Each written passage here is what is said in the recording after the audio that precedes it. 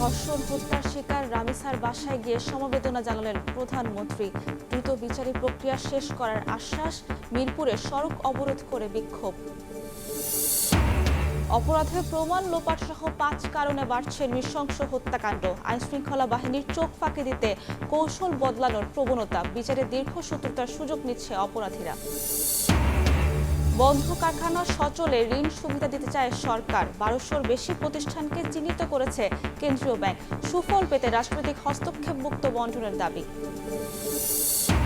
এবং মাদারীপুরে মানব পাচারের মামলা করে উল্টো মামলার শিকার। গ্রেফতার আতঙ্কে পালিয়ে বেড়াচ্ছে ভুক্তভোগী পরিবার। খুঁজে পাওয়া যাচ্ছে না বাদীকেও।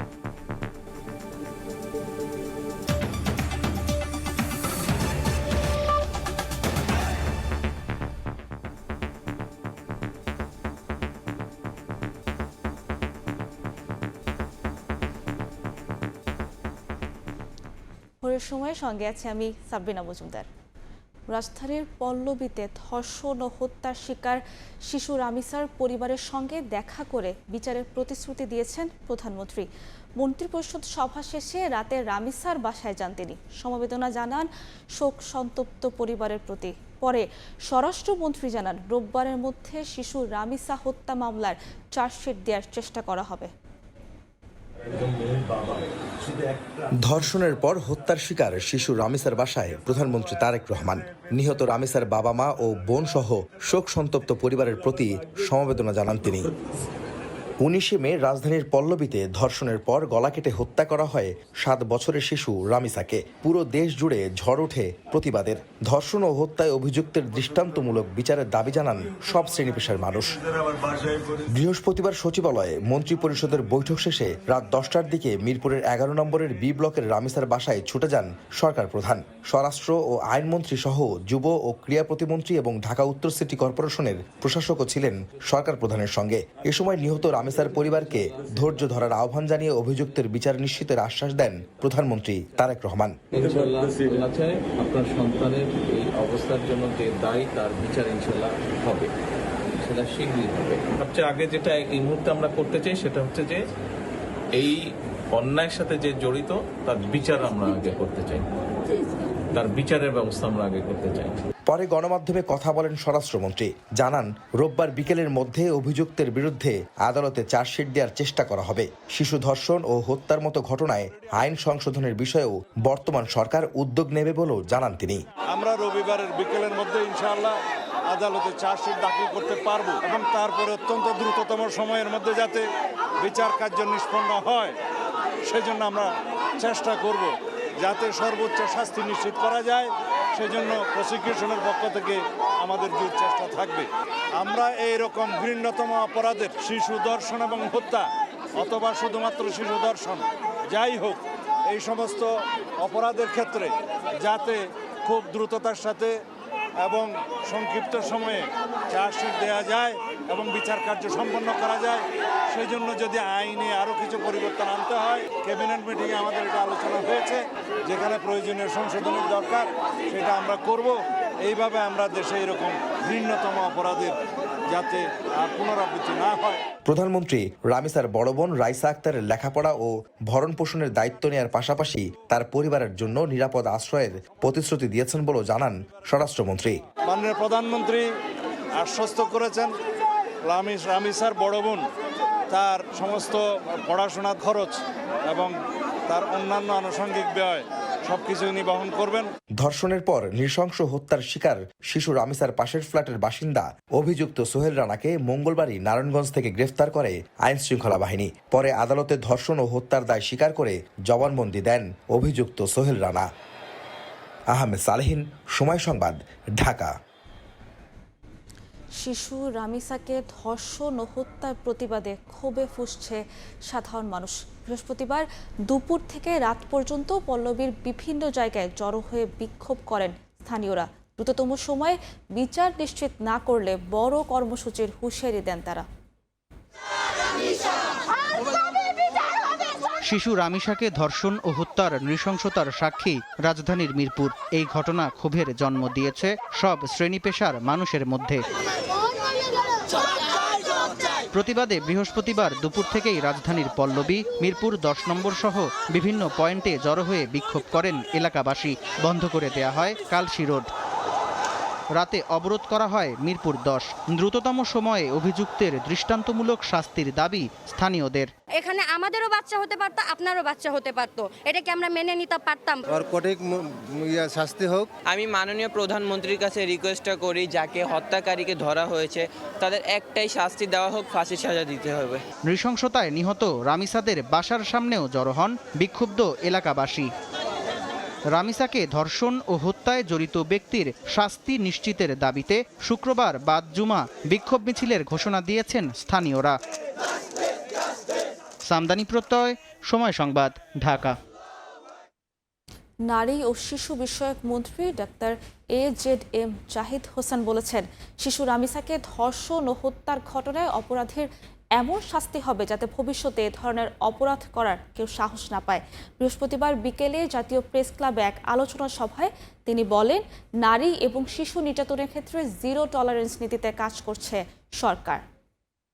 পল্লবীর যে রামিসা, মানে মানুষ কত নির্দয় এবং কত নিকৃষ্ট পর্যায়ে নামতে পারে, তার পরিবারের পাশে আমরা সবাই থাকতে চাই।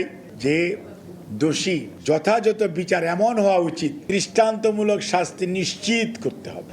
এই রকম অপরাধের পুনরাবৃত্তি ঘটানোর চেষ্টা অন্য কেউ করার দুঃসাহস না দেখায়। Regarding the child abuse and women abuse, এটার বিরুদ্ধে উনি বর্তমান সরকার একদম জিরো টলারেন্সে যাচ্ছে। রাজধানীর যাত্রাবাড়িতে ব্রাইট স্কুল অ্যান্ড কলেজের 10ম শ্রেণীর ছাত্রীর আত্মহত্যার ঘটনায় প্রতিষ্ঠানটির চেয়ারম্যানের বিরুদ্ধে বিক্ষোভ করেছেন শিক্ষার্থী ও অভিভাবকরা। তাদের অভিযোগ, দীর্ঘদিনের মানসিক নির্যাতন ও প্রকাশ্যে অপমানের কারণে আত্মহত্যার পথ বেছে নেয় সাবিকুন নাহার। এ ঘটনায় দৃষ্টান্তমূলক শাস্তির দাবি জানান তারা। আর পরীক্ষা দেওয়া হলো না রাজধানীর যাত্রাবাড়ির ব্রাইট স্কুল অ্যান্ড কলেজের শিক্ষার্থী সাবিকুন নাহারের। সহপাঠীদের অভিযোগ, বুধবার বিকেলে স্কুলের পরীক্ষার হলের তুচ্ছ ঘটনাকে কেন্দ্র করে অভিভাবক ডেকে এনে অপমান করা হয় তাকে। প্রতিষ্ঠানটির শিক্ষার্থী ও অভিভাবকদের অভিযোগ, স্কুল কর্তৃপক্ষের এমন অপমানের কারণেই আত্মহত্যা করেছেন সাবিকুন নাহার। বৃহস্পতিবার সকালে ক্লাস বর্জনের ডাক দিয়ে ঘটনার সুষ্ঠু বিচারের দাবিতে মানববন্ধন করেন শিক্ষার্থীরা। তবে সেখানেও বাধা দেন প্রতিষ্ঠানটির চেয়ারম্যান মাসুদ হাসান লিটন।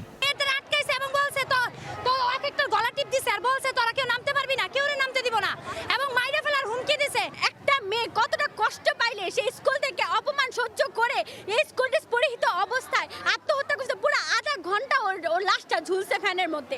নকল করে নেই, ওর খাদের টান মেরে বলো তোমাকে চেয়ারম্যান স্যারের কাছে নিয়ে যাবো, তোমার দ্বারা কোনো কিছু হবে না, তোমাদের পড়ালেখা হবে না। সে এতটাই ডিপ্রেস হয়ে গেছে যে সে সুইসাইড করতে বাধ্য হয়েছে। স্কুল ড্রেস পরাও, স্কুল ড্রেস পরা আমি আত্মহত্যা কি বাবা মার জন্য করছে নাকি স্কুলের কারণে করছে? দীর্ঘদিন ধরে প্রতিষ্ঠানটির চেয়ারম্যান ও কয়েকজন শিক্ষক মিলে শিক্ষার্থীদের ওপর শারীরিক ও মানসিক নির্যাতন চালিয়ে আসছিলেন বলে অভিযোগ শিক্ষার্থীদের। এর প্রতিবাদে ক্ষুব্ধ শিক্ষার্থীরা প্রতিষ্ঠানে ভাঙচুর চালায়। পরে চেয়ারম্যানকে অবরুদ্ধ করে তার দৃষ্টান্তমূলক শাস্তির দাবি জানায় তারা। আমার বাচ্চা পাগল হয়ে যেতেছে ওনাদের অত্যাচারে। টয়লেট করতে যাইতে দেয় না, দাঁড় করে রাখে, মাথা হেড ডাউন করতে দেয় না, মাথা ব্যথা কেন করে, এই ধরনের কমপ্লেইন দেখে আমি বাধ্য হয়ে আমি আমার বাচ্চাকে এখান থেকে নিয়ে গেছি। আমরা চাই ওই পদত্যাগ করুক এবং তার একটি সুষ্ঠু শাস্তি হোক, সেই যেন জেলের ভাত খায়, এটা আমরা চাই, সবার দাবি। কদমতলী থানার পুলিশ জানায়, আইনশৃঙ্খলা বাহিনীর হস্তক্ষেপে ব্রাইট স্কুল অ্যান্ড কলেজের চেয়ারম্যান মাসুদ হাসান লিটনকে সেখান থেকে বের করে পুলিশি হেফাজতে নেওয়ার সময় হামলা হয় তাদের উপর। সকাল থেকে তাদেরকে নিবৃত্ত করার চেষ্টা করি, এক পর্যায়ে তাদেরকে বের করে নিরাপদ হেফাজতে নেওয়ার চেষ্টা করি, কিন্তু উত্তেজিত স্টুডেন্ট এবং কিছু উচ্ছৃঙ্খল লোকজন এক পর্যায়ে তার উপরে হামলা করে। ঢাকা মেডিকেলের প্রাথমিক চিকিৎসা শেষে তাকে ল্যাবে স্থানান্তর করা হয়েছে বলে জানায় পুলিশ।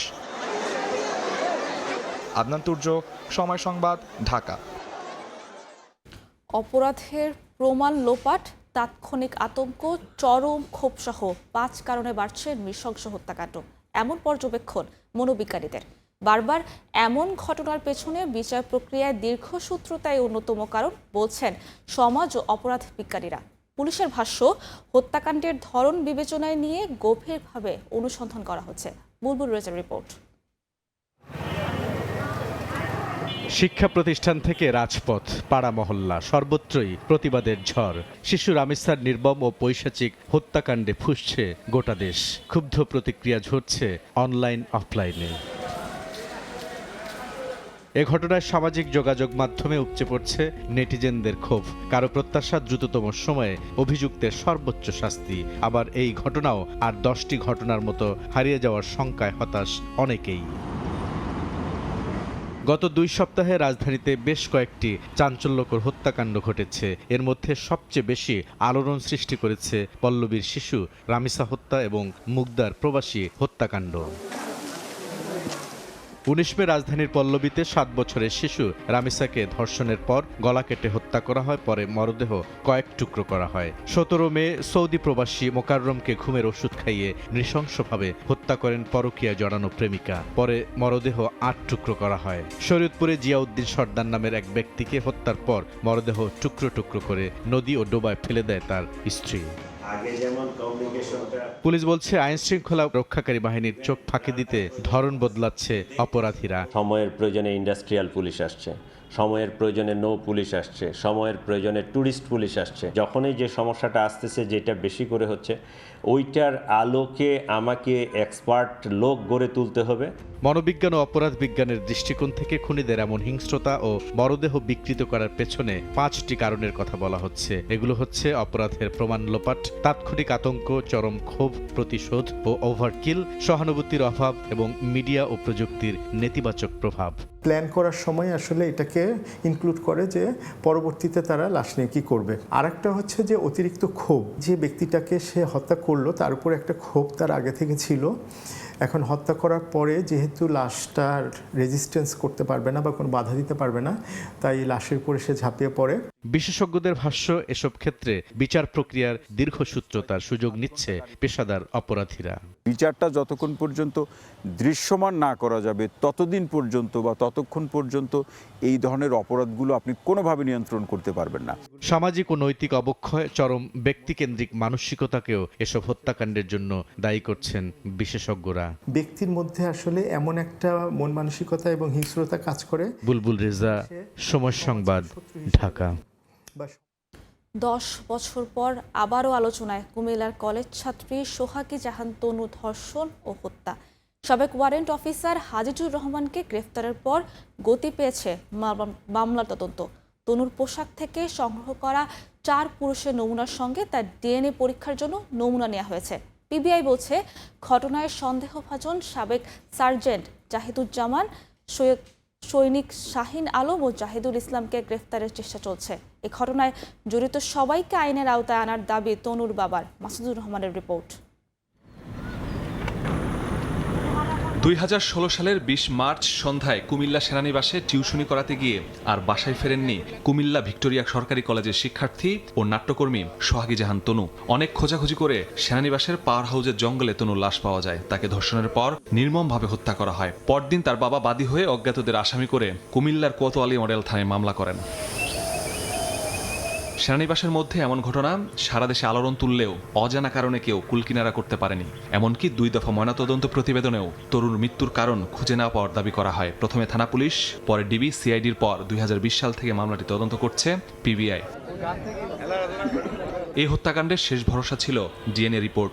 তনুর পোশাক থেকে নেওয়া নমুনার ডিএনএ পরীক্ষায় 4 পুরুষের অস্তিত্ব পাওয়া যায়। 2024 সালের সেপ্টেম্বরে নতুন তদন্তকারী কর্মকর্তা নিয়োগের পর এ নিয়ে কাজ শুরু করেন। তদন্তে সাবেক ওয়ারেন্ট অফিসার হাফিজুর রহমান, সাবেক সার্জেন্ট জাহিদুজ্জামান, সৈনিক শাহিন আলম ও জাহিদুল ইসলামকে সন্দেহভাজন হিসেবে চিহ্নিত করে শুরু হয় অভিযান।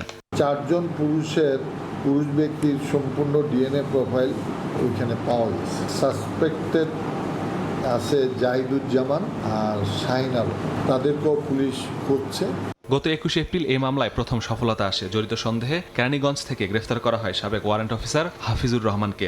তনুর সঙ্গে হাফিজের নিয়মিত যোগাযোগ ছিল। বিভিন্ন কনসার্টে হাফিজই তাকে নিয়ে যেত। হাফিজের আয়োজিত সবশেষ কনসার্টে তনু উপস্থিত ছিলেন না। এই ক্ষোভ থেকে হাফিজ ঘটনায় জড়িত কিনা খতিয়ে দেখছে পিবিআই। রিমান্ডে সে বিভিন্ন সময় এক এক ধরনের কথাবার্তা বলছে। গুরুত্বপূর্ণ কথাগুলি পুলিশ, পিবিআই এগুলি তদন্ত করে দেখতেছে। আশা করা যায় খুব সহসায় বাকি যারা জড়িত তাদেরকেও ইনভেস্টিগেশন অফিসার বের করে করতে পারবে।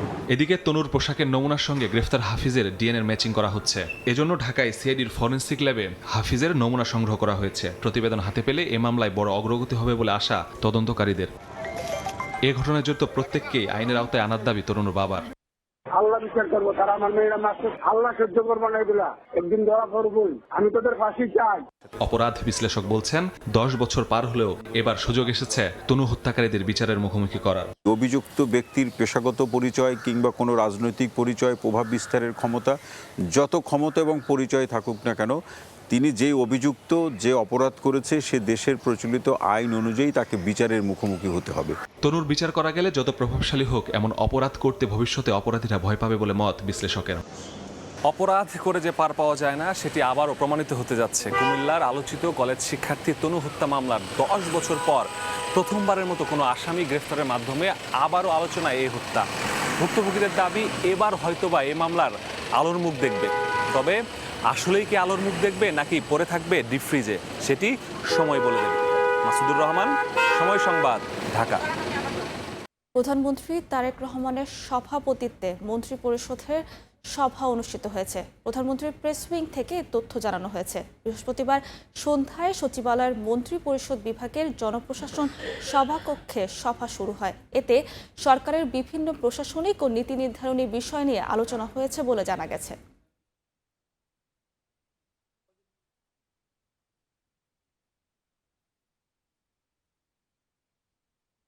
জাতীয় কবি কাজী নজরুল ইসলামের জন্মজয়ন্তী উদ্বোধন করতে কাল ময়মনসিংহে ত্রিশালে যাচ্ছেন প্রধানমন্ত্রী তারেক রহমান।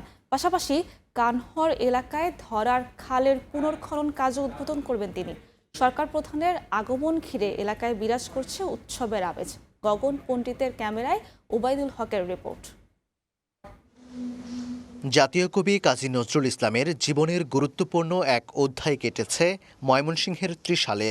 ভারতের আসানসোল থেকে 1914 সালে নজরুলকে ত্রিশালের কাজীর সিমলায় নিয়ে আসেন কাজী রফিজুল্লাহ দারোগা। এরপর নামাপাড়া গ্রামের বিচ্চুতিয়া ব্যাপারী বাড়িতে জায়গির থেকে দরিরামপুর স্কুলে পড়াশোনা, গ্রাম বাংলার জনজীবন আর লোকসংস্কৃতির স্পর্শ। ত্রিশালে গড়ে উঠেছিল ভবিষ্যৎ বিদ্রোহী কবির মনন।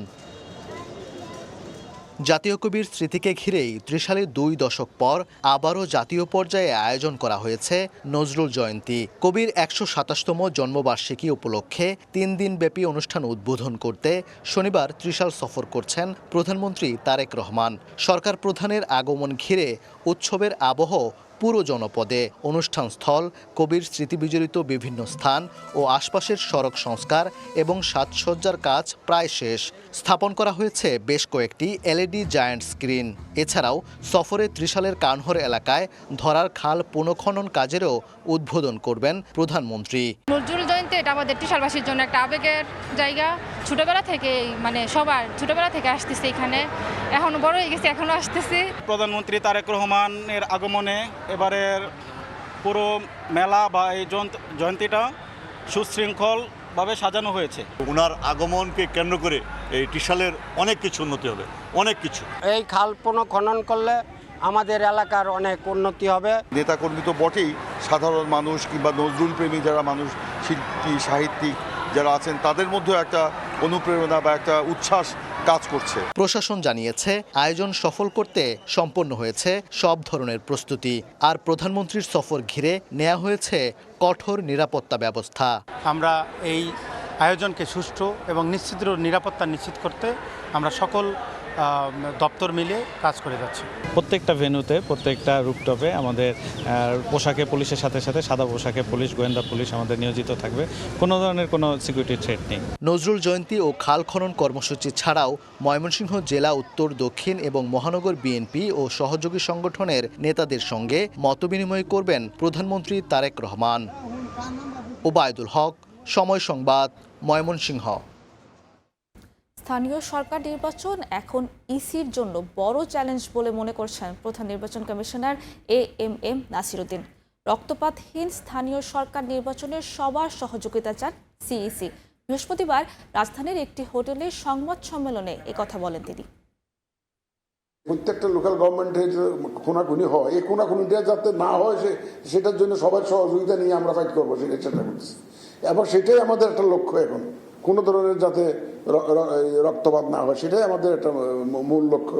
একটা ডেমোক্রেটিক গভর্নমেন্ট ইজ ইন পাওয়ার, শুধু তারা তো ডেফিনেটলি তারা আমাদের বিশ্বাস যে তারা এটা ডেফিনেটলি চাইবে যে একটা সুন্দর নির্বাচন হোক। বিএনপি রাষ্ট্রের মধ্যে আবারও কর্তৃত্ববাদী শাসন প্রতিষ্ঠা করতে চায়, যার জন্য বিচার বিভাগকে আগের অবস্থানে ফিরিয়ে নিয়ে যাচ্ছে বলে মন্তব্য করেছেন জামায়াতের সহকারী সেক্রেটারি জেনারেল হামিদুর রহমান আজাদ। মগবাজারে দলটির কেন্দ্রীয় কার্যালয়ে সংবাদ সম্মেলনে তিনি বলেন, দেশ ও জনগণের স্বার্থে জামায়াতে ইসলামী আপোষহীন থাকবে। বিচার বিভাগকে স্বাধীন ও স্বয়ংসম্পূর্ণ করার লক্ষ্যে গঠিত সুপ্রিম কোর্ট সচিবালয় বিলুপ্ত ঘোষণা করেছে সরকার। গত মঙ্গলবার আইন মন্ত্রণালয় এ সংক্রান্ত প্রজ্ঞাপনও জারি করেছে। সরকারের এ সিদ্ধান্তের প্রতিবাদ জানিয়ে বৃহস্পতিবার দুপুরে মগবাজার কেন্দ্রীয় কার্যালয়ে সংবাদ সম্মেলন করে বাংলাদেশ জামায়াতে ইসলামী। নেতাদের দাবি, বিচার বিভাগের স্বাধীনতায় হস্তক্ষেপ করতেই নিজেদের পূর্বের অবস্থান বদলে ওয়াদা ভুলে গেছেন বিএনপি সরকারের নীতি নির্ধারকরা। বিএনপি সহ সকল দল একমত যে স্বাধীন বিচার বিভাগের সচিবালয় প্রতিষ্ঠা করা হবে এবং 116 অনুচ্ছেদ থেকে আমরা বিচার বিভাগকে মুক্ত করব। বিচার বিভাগীয় সচিবালয় প্রতিষ্ঠা করতে চান, তাদের কোনো আপত্তি নাই, কিন্তু আজকে দেখা যাচ্ছে এই বিচার বিভাগীয় সচিবালয়কে তারা ডিস্ট্রয় করেছেন। বিচারক এবং বিচার কাজ নিয়ন্ত্রণের সূক্ষ্ম উদ্দেশ্যেই সরকার এমন সিদ্ধান্ত নিয়েছে বলে মনে করে জামায়াত, বলছেন দলটির কেন্দ্রীয় এই নেতা। প্রতিটি ক্ষেত্রে এই সরকার এই পথগুলো অনুসরণ করছে। বিগত সরকার যে পথ দেখিয়ে গেছে, তো জনগণ একইভাবে বিগত সরকারে যে পথ দেখিয়েছে ওনাদেরকেও সেই পথে যেতে হবে। সুপ্রিম কোর্ট সচিবালয় বিলুপ্তির মাধ্যমে বিএনপি অভ্যুত্থানে ক্ষমতাচ্যুত আওয়ামী লীগের জায়গা দখল করছে বলেও মন্তব্য করেন জামায়াত নেতারা। পৃথক সচিবালয় অনিবার্য ছিল। শফিক মুন্সি, সময় সংবাদ, ঢাকা। বন্ধ কারখানা সচল করতে বিশেষ ঋণ সুবিধা দিতে চায় সরকার। অর্থায়ন নিশ্চিতে কাজ করছে বাংলাদেশ ব্যাংক। তবে এর সুফল পেতে রাষ্ট্রপতিক হস্তক্ষেপ মুক্ত ঋণ বন্টনের দাবি ব্যবসায়ীদের। ঋণ জালিয়াতি বা অর্থ পাচারের সঙ্গে জড়িতরা যেন সুবিধা না পায় সে ব্যাপারে সতর্ক থাকার পরামর্শ দিয়েছেন অর্থনীতিবিদরা। MS আরিফিনের report. প্রধানমন্ত্রী পদের কর্তব্য। কঠিন এক অর্থনৈতিক পরিস্থিতির মধ্যেই রাষ্ট্র ক্ষমতায় আসা বিএনপির অন্যতম নির্বাচনী ইশতেহার ছিল 1.5 বছরের মধ্যেই সৃষ্টি করা হবে 1 কোটি কর্মসংস্থান। এরই ধারাবাহিকতায় দায়িত্ব নেয়ার প্রায় 3 মাসের মাথায় বন্ধ কারখানা চালু করার উদ্যোগ নিয়েছে সরকার। প্রাথমিকভাবে 1200-র বেশি বন্ধ কারখানাকে চিহ্নিত করেছে কেন্দ্রীয় ব্যাংক। 3 খাতে ভাগ করে বড় শিল্পে 20,000, CSME-তে 10 এবং কৃষি খাতে 10,000 কোটি সহ মোট 40,000 কোটি টাকার প্যাকেজ দেয়া হবে। চলতি মূলধন ঋণ হিসেবে পাওয়া এসব অর্থ পরিশোধ করতে উদ্যোক্তাদের সময় বেঁধে দেওয়া হবে 1 থেকে 1.5 বছর। এর মাধ্যমে পুনরায় উৎপাদনে যেতে পারবেন কারখানা মালিকরা। সচল হবে ক্যাপিটাল মেশিনারি। ম্যাটেরিয়ালস অ্যারেঞ্জমেন্ট যদি আমরা সঠিক সময়ে আনতে পারি, প্রাইস ইনক্রিজিং সিচুয়েশন না থাকে, তাহলে আমরা আসলে আমাদের যে এক্সপোর্ট যে টার্নওভারের যে আমাদের চিন্তা ভাবনাটা ছিল লাস্ট ইয়ার থেকে এই জায়গায় কিছু হলেও আমরা $2-3-4 বিলিয়ন আমরা পারবো। টাকা দিলেই একটা ফ্যাক্টরি চালাতে পারবেন এমন না, মার্কেটিং স্ট্রেংথ থাকতে হবে। আপনার ফ্যাক্টরি যে শ্রমিক পরিচালনা করা সেই দক্ষতাটা থাকতে হবে। অ্যাসেট লায়াবিলিটি একটা জায়গায় যে ম্যাচ করতে হবে। এরই মধ্যে এই ঋণের সুষ্ঠু বন্টন নিশ্চিত করতে প্রধানমন্ত্রীর সঙ্গে বৈঠক করেছেন ব্যবসায়ী নেতারা। ক্ষতিগ্রস্ত উদ্যোক্তাদের ঋণ সুবিধা যেন বেহাত কিংবা রাজনৈতিক পক্ষপাত দুষ্ট না হয় সেদিকে খেয়াল রেখে ধুঁকতে থাকা কারখানায় অগ্রাধিকার দেওয়ার তাগিদ তাদের। ব্যাক টু ব্যাক লিমিট নাই, সে ফ্রি অফ কস্ট গুডস আনতে চায়, কিন্তু এনবিআরের কিছু জটিলতা আছে। নন বন্ডেড ফ্যাক্টরি বন্ডেড থেকে র মেটেরিয়াল আনতে পারে না।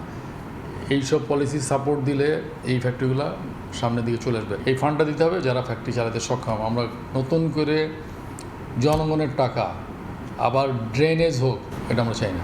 ভঙ্গুর অর্থনৈতিক প্রেক্ষাপটে সরকারি সহায়তা যেন সুযোগ সন্ধানী বা ইচ্ছাকৃত খেলাপিদের পকেটে না যায় সে ব্যাপারে সতর্ক থাকার পরামর্শ দিচ্ছেন অর্থনীতিবিদরা। যখনই সরকার কোনো একটা অর্থ সংস্থানের ব্যবস্থা করে বা বাংলাদেশ ব্যাংক কোনো একটা হয়তো ফান্ড তৈরি করে, তখনই কিন্তু এর সুবিধাগুলো যারা ক্ষমতা বলয়ের কাছাকাছি থাকে তারা কিন্তু নিয়ে নেয়। কোন কারখানাগুলো আসলেই প্রোডাক্টিভ, তো সেগুলোকে চিহ্নিত করতে হবে, করে এই বন্ধ কারখানাগুলো চালুর ক্ষেত্রে আসলে এই উদ্যোগ নিতে হবে, বিশেষ করে রপ্তানিমুখী যে সমস্ত কারখানাগুলো আছে তো সেগুলোর উপরে বেশি নজর দিতে হবে। তবে ঋণ কর্মসূচির আওতায় পুনঃ অর্থায়ন তহবিল নিরুৎসাহিত করে আসছে IMF, যার অংশ হিসাবে রপ্তানি উন্নয়ন তহবিল EDF এর আকার 7 বিলিয়ন থেকে কমিয়ে করা হয়েছে $2 বিলিয়ন। MS আরিফিন, সময় সংবাদ, ঢাকা। হাম ও উপসর্গে প্রাণ গেল আরও 7 শিশুর, হাসপাতালে ভর্তি 1631 জন। হাম আক্রান্ত রোগীর সংস্পর্শে এসে নতুন করে সংক্রমিত হচ্ছে অনেকে। সচেতনতার অভাবে বাড়ছে উচ্চ ঝুঁকির সংখ্যা। হাসপাতালেও একাধিক মানুষ অবস্থান করায় বেগ পেতে হচ্ছে সেবাদানে, তাই অহেতুক ভিড় না করার পরামর্শ চিকিৎসকদের। সপ্তাহ আগে হামে আক্রান্ত হয়ে হাসপাতালে ভর্তি ছিল ছোট্ট নুসরাতের ভাই। সেখান থেকে সংক্রমক ছড়ায় তার শরীরে। জ্বর, শ্বাসকষ্ট, র্যাশ নিয়ে এখন নিজেই কাতরাচ্ছে হাসপাতালের বিছানায়। বড় ছেলে রয়েছিল, বড় ছেলেরে 12 করে নিয়েছি, 3 চালায় আসছিলাম। এই এক সপ্তাহ পর আবার মেয়ের ধরছে। হাম সংক্রমিত রোগ হলেও বেখেয়ালি অনেকেই। সচেতনতার অভাবে পরিবারের একজন আক্রান্ত হলে তার সংস্পর্শে এসে আক্রান্ত হচ্ছে অন্য সদস্যরাও। খাইতে পারে বুকের দুধ, মানে কম খাইতে পারে, বুকের দুধ তেমন খাইতে পারে না, আর অন্য কিছু খাওয়াই না। নিউমোনিয়ার থেকে হাম হয়ে গেছে। মিটপুরে 6 দিন ভর্তি ছিলাম, ওইখান থেকে পরে আবার নিয়ে গেছি হামের জন্য, রাখে নাই, এই হসপিটালে পাঠিয়ে দিছে। তো আজকে 5 দিন ধরে এই হসপিটাল। এছাড়া হাসপাতালে রোগীর বিছানায় একাধিক মানুষ অবস্থান করায় শিশুর সুস্থতায় সময় বেশি লাগছে বলেও জানান চিকিৎসকরা। রোগী বিছানায় কিন্তু বেডের রোগী, বেডশিটের রোগীর লোক থাকারই কথা, শুধু রোগী থাকবে সেখানে। রোগীর সাথে রোগীর যত রকমের পরিবারের যত রকমের আত্মীয় স্বজন যারা আছে সবাই ওই বেডের মধ্যেই বসে থাকে। ওই পা যে বাইরে পা আছে সেটা দিয়েই বসে আছে, দেখবেন ওটা নিয়েই বসে আছে, ওখানেই তারা খাওয়া দাওয়া করছে। এই খাওয়া দাওয়া করে বেডশিটের মধ্যে এত দিলে মানুষ যদি বসে থাকে তাহলে কি ওই বেডশিট সম্ভব পরিষ্কার রাখা? ভয়ঙ্কর রকমের নোংরা হয়ে যাচ্ছে। সংক্রমণের উচ্চ ঝুঁকি এড়াতে রোগীর পাশে ভিড় না করার আহ্বান সংশ্লিষ্টদের। আয়েশা সিদ্দিক, সামিয়া, সময় সংবাদ, ঢাকা। মাদারীপুরে দালালদের বিরুদ্ধে মানব পাচার মামলা করায় উল্টো মামলার আসামি এক বৃদ্ধার পরিবার। গ্রেফতার আতঙ্কে পালিয়ে বেড়াচ্ছে তারা। জীবিত ব্যক্তিদের মৃত দেখিয়ে ভুয়া ভাগ্নে বানিয়ে মামলা করে দালাল চক্র। সময় সংবাদের অনুসন্ধানে বেরিয়ে এসেছে এমন চাঞ্চল্যকর তথ্য। মামলার বাদীকেও খুঁজে পাওয়া যাচ্ছে না, যদিও ন্যায় বিচারের স্বার্থে কার্যকর ব্যবস্থা নেওয়ার আশ্বাস পুলিশের। সঞ্জয় কর্মকর, অভিজিতের রিপোর্ট, ছবি তুলেছেন শাহাদাত আকুন।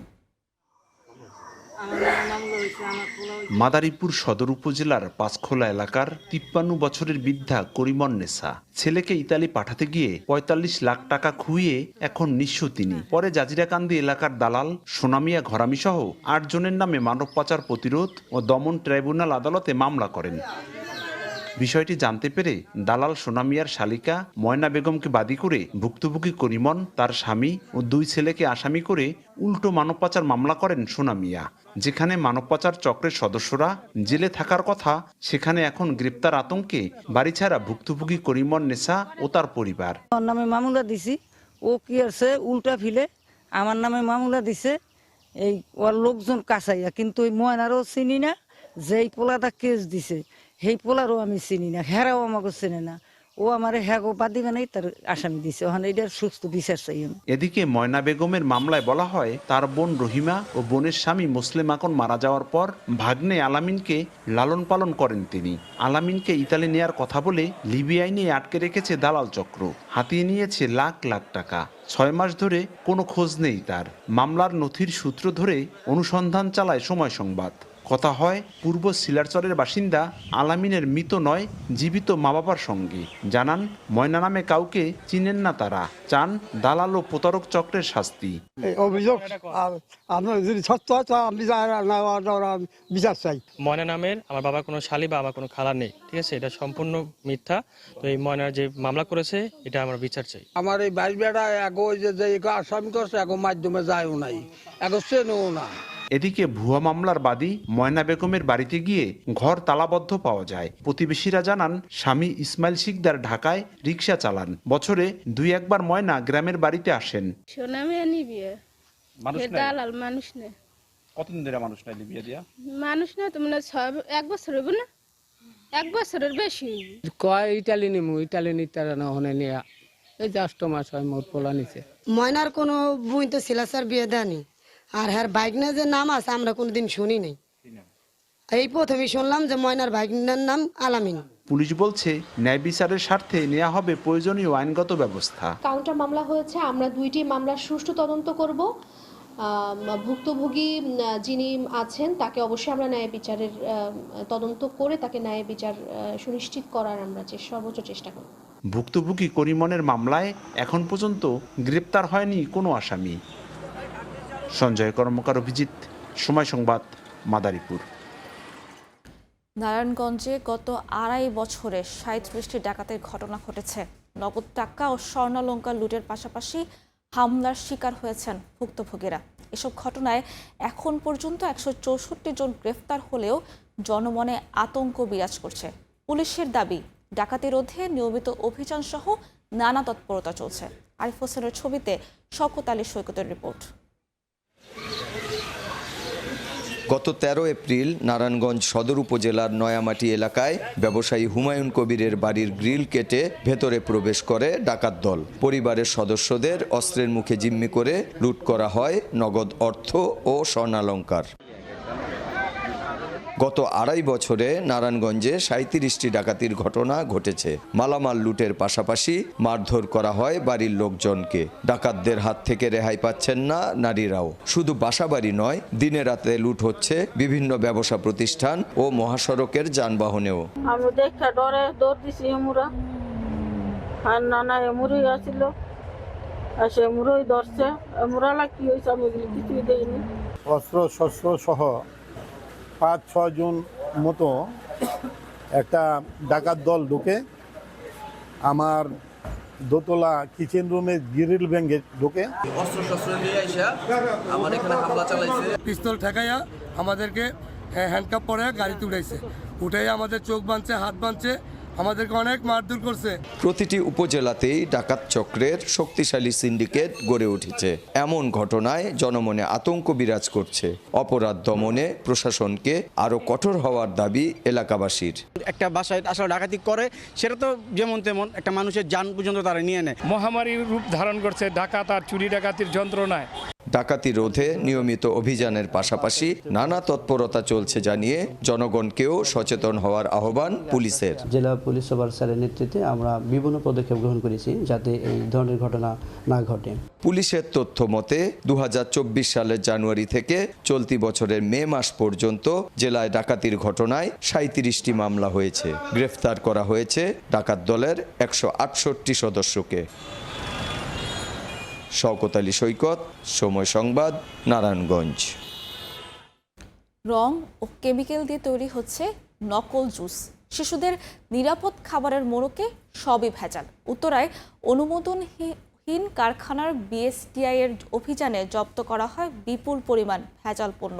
সিলগালা করা হয় কারখানাটি। হুবহু জুসের মতো হলেও এই দুটি নকল জুস। দীর্ঘদিন রাজধানীর উত্তরার এই কারখানাটিতে অবৈধ উপায়ে উৎপাদন করা হচ্ছিল এই অবৈধ নকল জুসগুলো।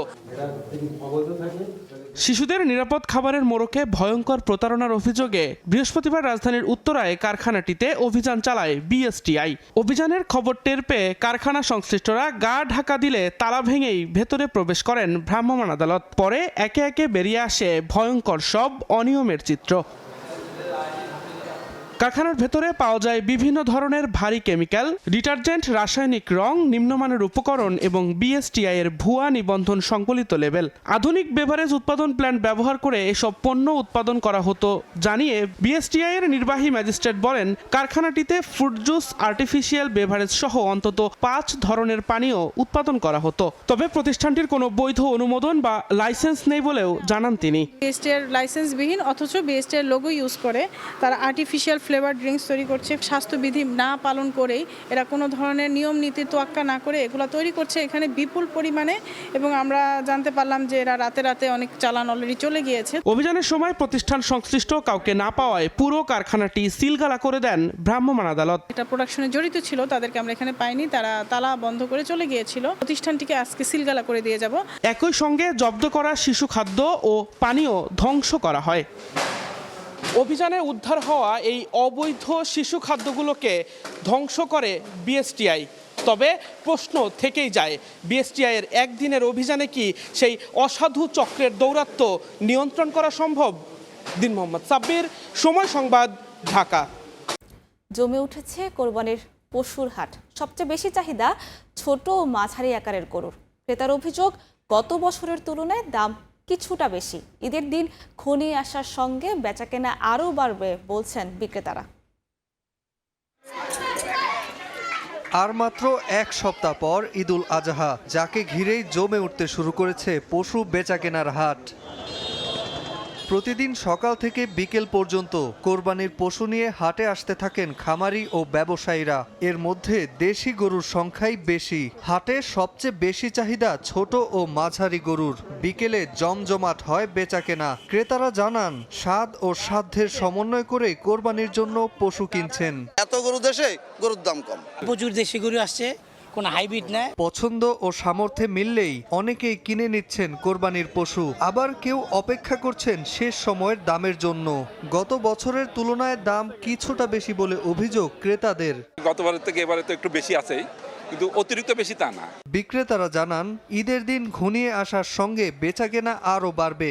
আজকে দাম পাচ্ছে, ওই বটতলা গেলছে, সিটি গেলছে, এভাবে দাম পাইনি। আজকে খুব বাজার ভালো। এদিকে চোরাই পথে বিদেশি গরুর আগমন ঠেকাতে সীমান্ত এলাকা সহ হাটগুলোতে নজরদারি বাড়িয়েছে আইন শৃঙ্খলা রক্ষাকারী বাহিনী। নাজমুল হাসান পুলক, সময় সংবাদ। ঢাকা টাঙ্গাইল যমুনা সেতু মহাসড়কের এলেঙ্গায় বিশাল জায়গা জুড়ে ফ্লাইওভার নির্মাণ কাজ চলছে। সংশ্লিষ্টরা বলছেন, এ কারণে যানবাহনের গতি কমে যাচ্ছে। ঈদ মৌসুমে যাত্রীবাহী যানবাহনের পাশাপাশি পশুবাহী গাড়ি বেড়ে যাওয়ায় দীর্ঘ এলাকায় যানজটের আশঙ্কা তাদের। তবে ঈদযাত্রা নির্বিঘ্ন করতে সব ধরনের প্রস্তুতির কথা জানায় পুলিশ। কাদির তালুকদারের পাঠানো তথ্য ও রাশেদ খানের ছবি নিয়ে রিপোর্ট। ঈদযাত্রায় ঢাকা টাঙ্গাইল যমুনা সেতু মহাসড়কে গাড়ির চাপ বাড়ে। মহাসড়কটির গাজীপুরের ভোগড়া থেকে এলেঙ্গা পর্যন্ত যানবাহনগুলো স্বাভাবিক গতিতেই চলাচল করতে পারবে, কিন্তু এলেঙ্গায় বিশাল জায়গা জুড়ে ফ্লাইওভারের নির্মাণ কাজ চলছে।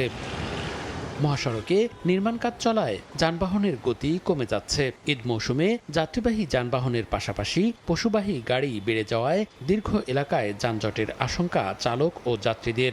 পাশাপাশি অবৈধ ও ফিটনেসবিহীন গাড়ির কারণে যাত্রীদের ভোগান্তি ও দুর্ঘটনা বেড়ে যায়।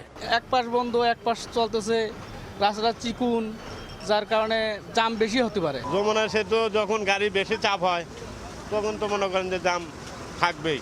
ইস্কা ভ্যান, অটো, মোটরসাইকেল এলে উল্টো মুখে আসাতে জামগুলো লেগে যায়। যে রোডের গাড়ি সে রোডেই চললে তাহলে হয়তো জাম হতো না। তবে প্রকল্পের চলমান কাজের কারণে যানজট হবে না বলে আশ্বস্ত করেছে ঠিকাদারি প্রতিষ্ঠান। আর ঈদযাত্রা নির্বিঘ্ন করতে সব ধরনের প্রস্তুতির কথা জানায় পুলিশ।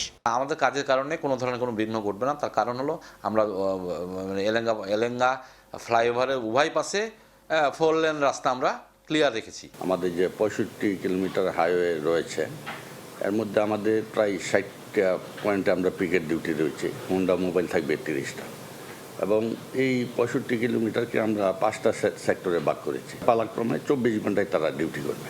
ঢাকা টাঙ্গাইল যমুনা সেতু মহাসড়ক দিয়ে স্বাভাবিক সময়ে প্রতিদিন 10 থেকে 15,000 যানবাহন পারাপার হলেও ঈদে এর চাপ বেড়ে যায় 3 থেকে 4 গুণ।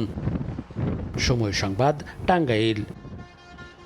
গ্রাহক পর্যায়ে বিদ্যুতের দাম 10% পর্যন্ত বাড়াতে চায় বিতরণ সংস্থাগুলো। তবে গণশুনানিতে এর তীব্র বিরোধিতা করে উল্টো দাম কমানোর জোরালো দাবি তোলেন অংশীজনরা। পাইকারি বিদ্যুতের পর এবার গ্রাহক পর্যায়েও দাম বাড়ানোর আবেদন নিয়ে গণশুনানি। পিডিবির দেখানো পথে বৃহস্পতিবারের শুনানিতে গ্রাহকের কাঁধে বাড়তি দামের বোঝা চাপানোর প্রস্তাব তুলে ধরে সবকটি বিতরণ সংস্থা। গ্রাহকের এনার্জি চার্জ সমন্বয় করা প্রয়োজন। এসব প্রস্তাবে বিদ্যুতের গড় দাম 10% পর্যন্ত বাড়ানোর কথা বলা হয়। একই সঙ্গে পাইকারি পর্যায়ে যে দাম বাড়ানো হবে সেটিও এর সঙ্গে যুক্ত করার আবেদন করা হয়। বাল্কের বৃদ্ধি পেলে খুচরা মূল্য সমন্বয় করা প্রয়োজন। শুধু তাই নয়, বেসরকারি শিক্ষা প্রতিষ্ঠান ও হাসপাতালকে বাড়তি বিদ্যুৎ বিলের বাণিজ্যিক শ্রেণীতে অন্তর্ভুক্ত করা, প্রিপেড মিটার রিচার্জে ছাড় তুলে নেওয়া, নতুন নতুন ফি আরোপের মতো বেশ কিছু বিতর্কিত প্রস্তাব দেয় বিভিন্ন বিতরণ কোম্পানি। এছাড়া আবাসিকে ধাপ পরিবর্তনের এমন কিছু প্রস্তাব দেওয়া হয়েছে যাতে আর্থিক চাপ বাড়বে নিম্ন আয়ের মানুষের উপর। শুধুমাত্র 75 ইউনিট ক্রস করার কারণেই তার বিল বেড়ে যাবে 38%, 159 টাকা। এদিকে শুনানিতে দাম বৃদ্ধির উদ্যোগের তীব্র বিরোধিতা করেন অংশীজনরা। তাদের শঙ্কা, বিদ্যুতের দাম বাড়ার নেতিবাচক প্রভাব পড়বে জনজীবন, উৎপাদন খাত সহ সামগ্রিক অর্থনীতিতে। যে সমস্ত প্রস্তাবনা উপস্থাপন হয়েছে সবগুলোকে বয়কট করা উচিত, কারণ এগুলো যারা করেছে তাদের না আছে অর্থনৈতিক দৃষ্টিভঙ্গি, না আছে মানবিকতা বোধ। নিম্নবিত্ত এবং মধ্যবিত্তের পকেট কাটার বুদ্ধি আজকে এখানে উত্থাপন করা হলো। যে প্রস্তাব কি করে সাহস হয়? এটা ভোক্তা বিরোধী, এটা দেশ বিরোধী, জনস্বার্থ বিরোধী। সরকার মুনাফা ভোগী হতে পারবে না। শুনানিতে বিদ্যুৎ জ্বালানি খাতে ব্যয় কমানোর তাগিদ দিয়ে বিইআরসি চেয়ারম্যান বলেন, ভবিষ্যতে কোনো প্রকল্প নেয়ার আগে অবশ্যই কমিশনের অনুমোদন নিতে হবে। জ্বালানি এবং বিদ্যুৎ বিভাগে চিঠি দিয়েছি।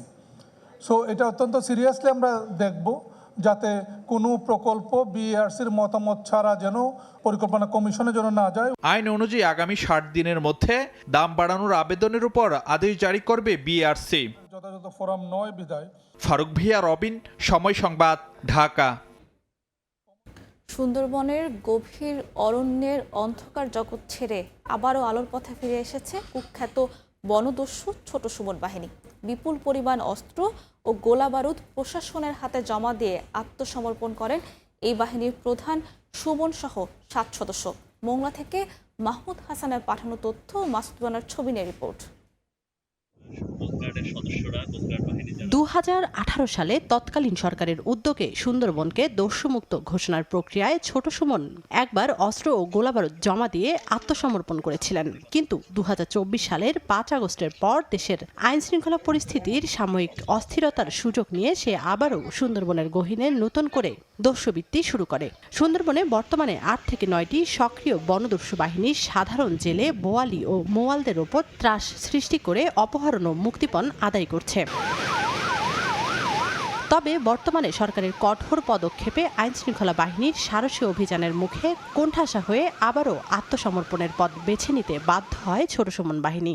বৃহস্পতিবার দুপুরে কোস্টগার্ড পশ্চিম জোনে বাহিনীর প্রধান ছোট সুমন সহ 7 জন সদস্য অস্ত্র ও গোলাবারুদ জমা দিয়ে আত্মসমর্পণ করেন। স্বাভাবিক জীবনে আসবেন।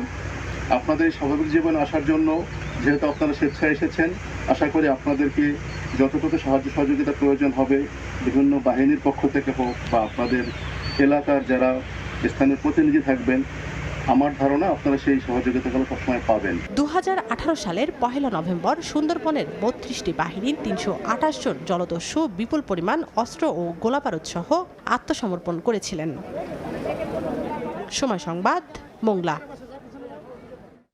লাল সবুজের পতাকার প্রতি আনুগত্য, দেশ রক্ষার দৃঢ় অঙ্গীকার আর সমুদ্র সীমার নিরাপত্তা নিশ্চিতের শপথ নিয়ে নৌবাহিনীতে যোগ দিলেন 441 জন নবীন নাবিক।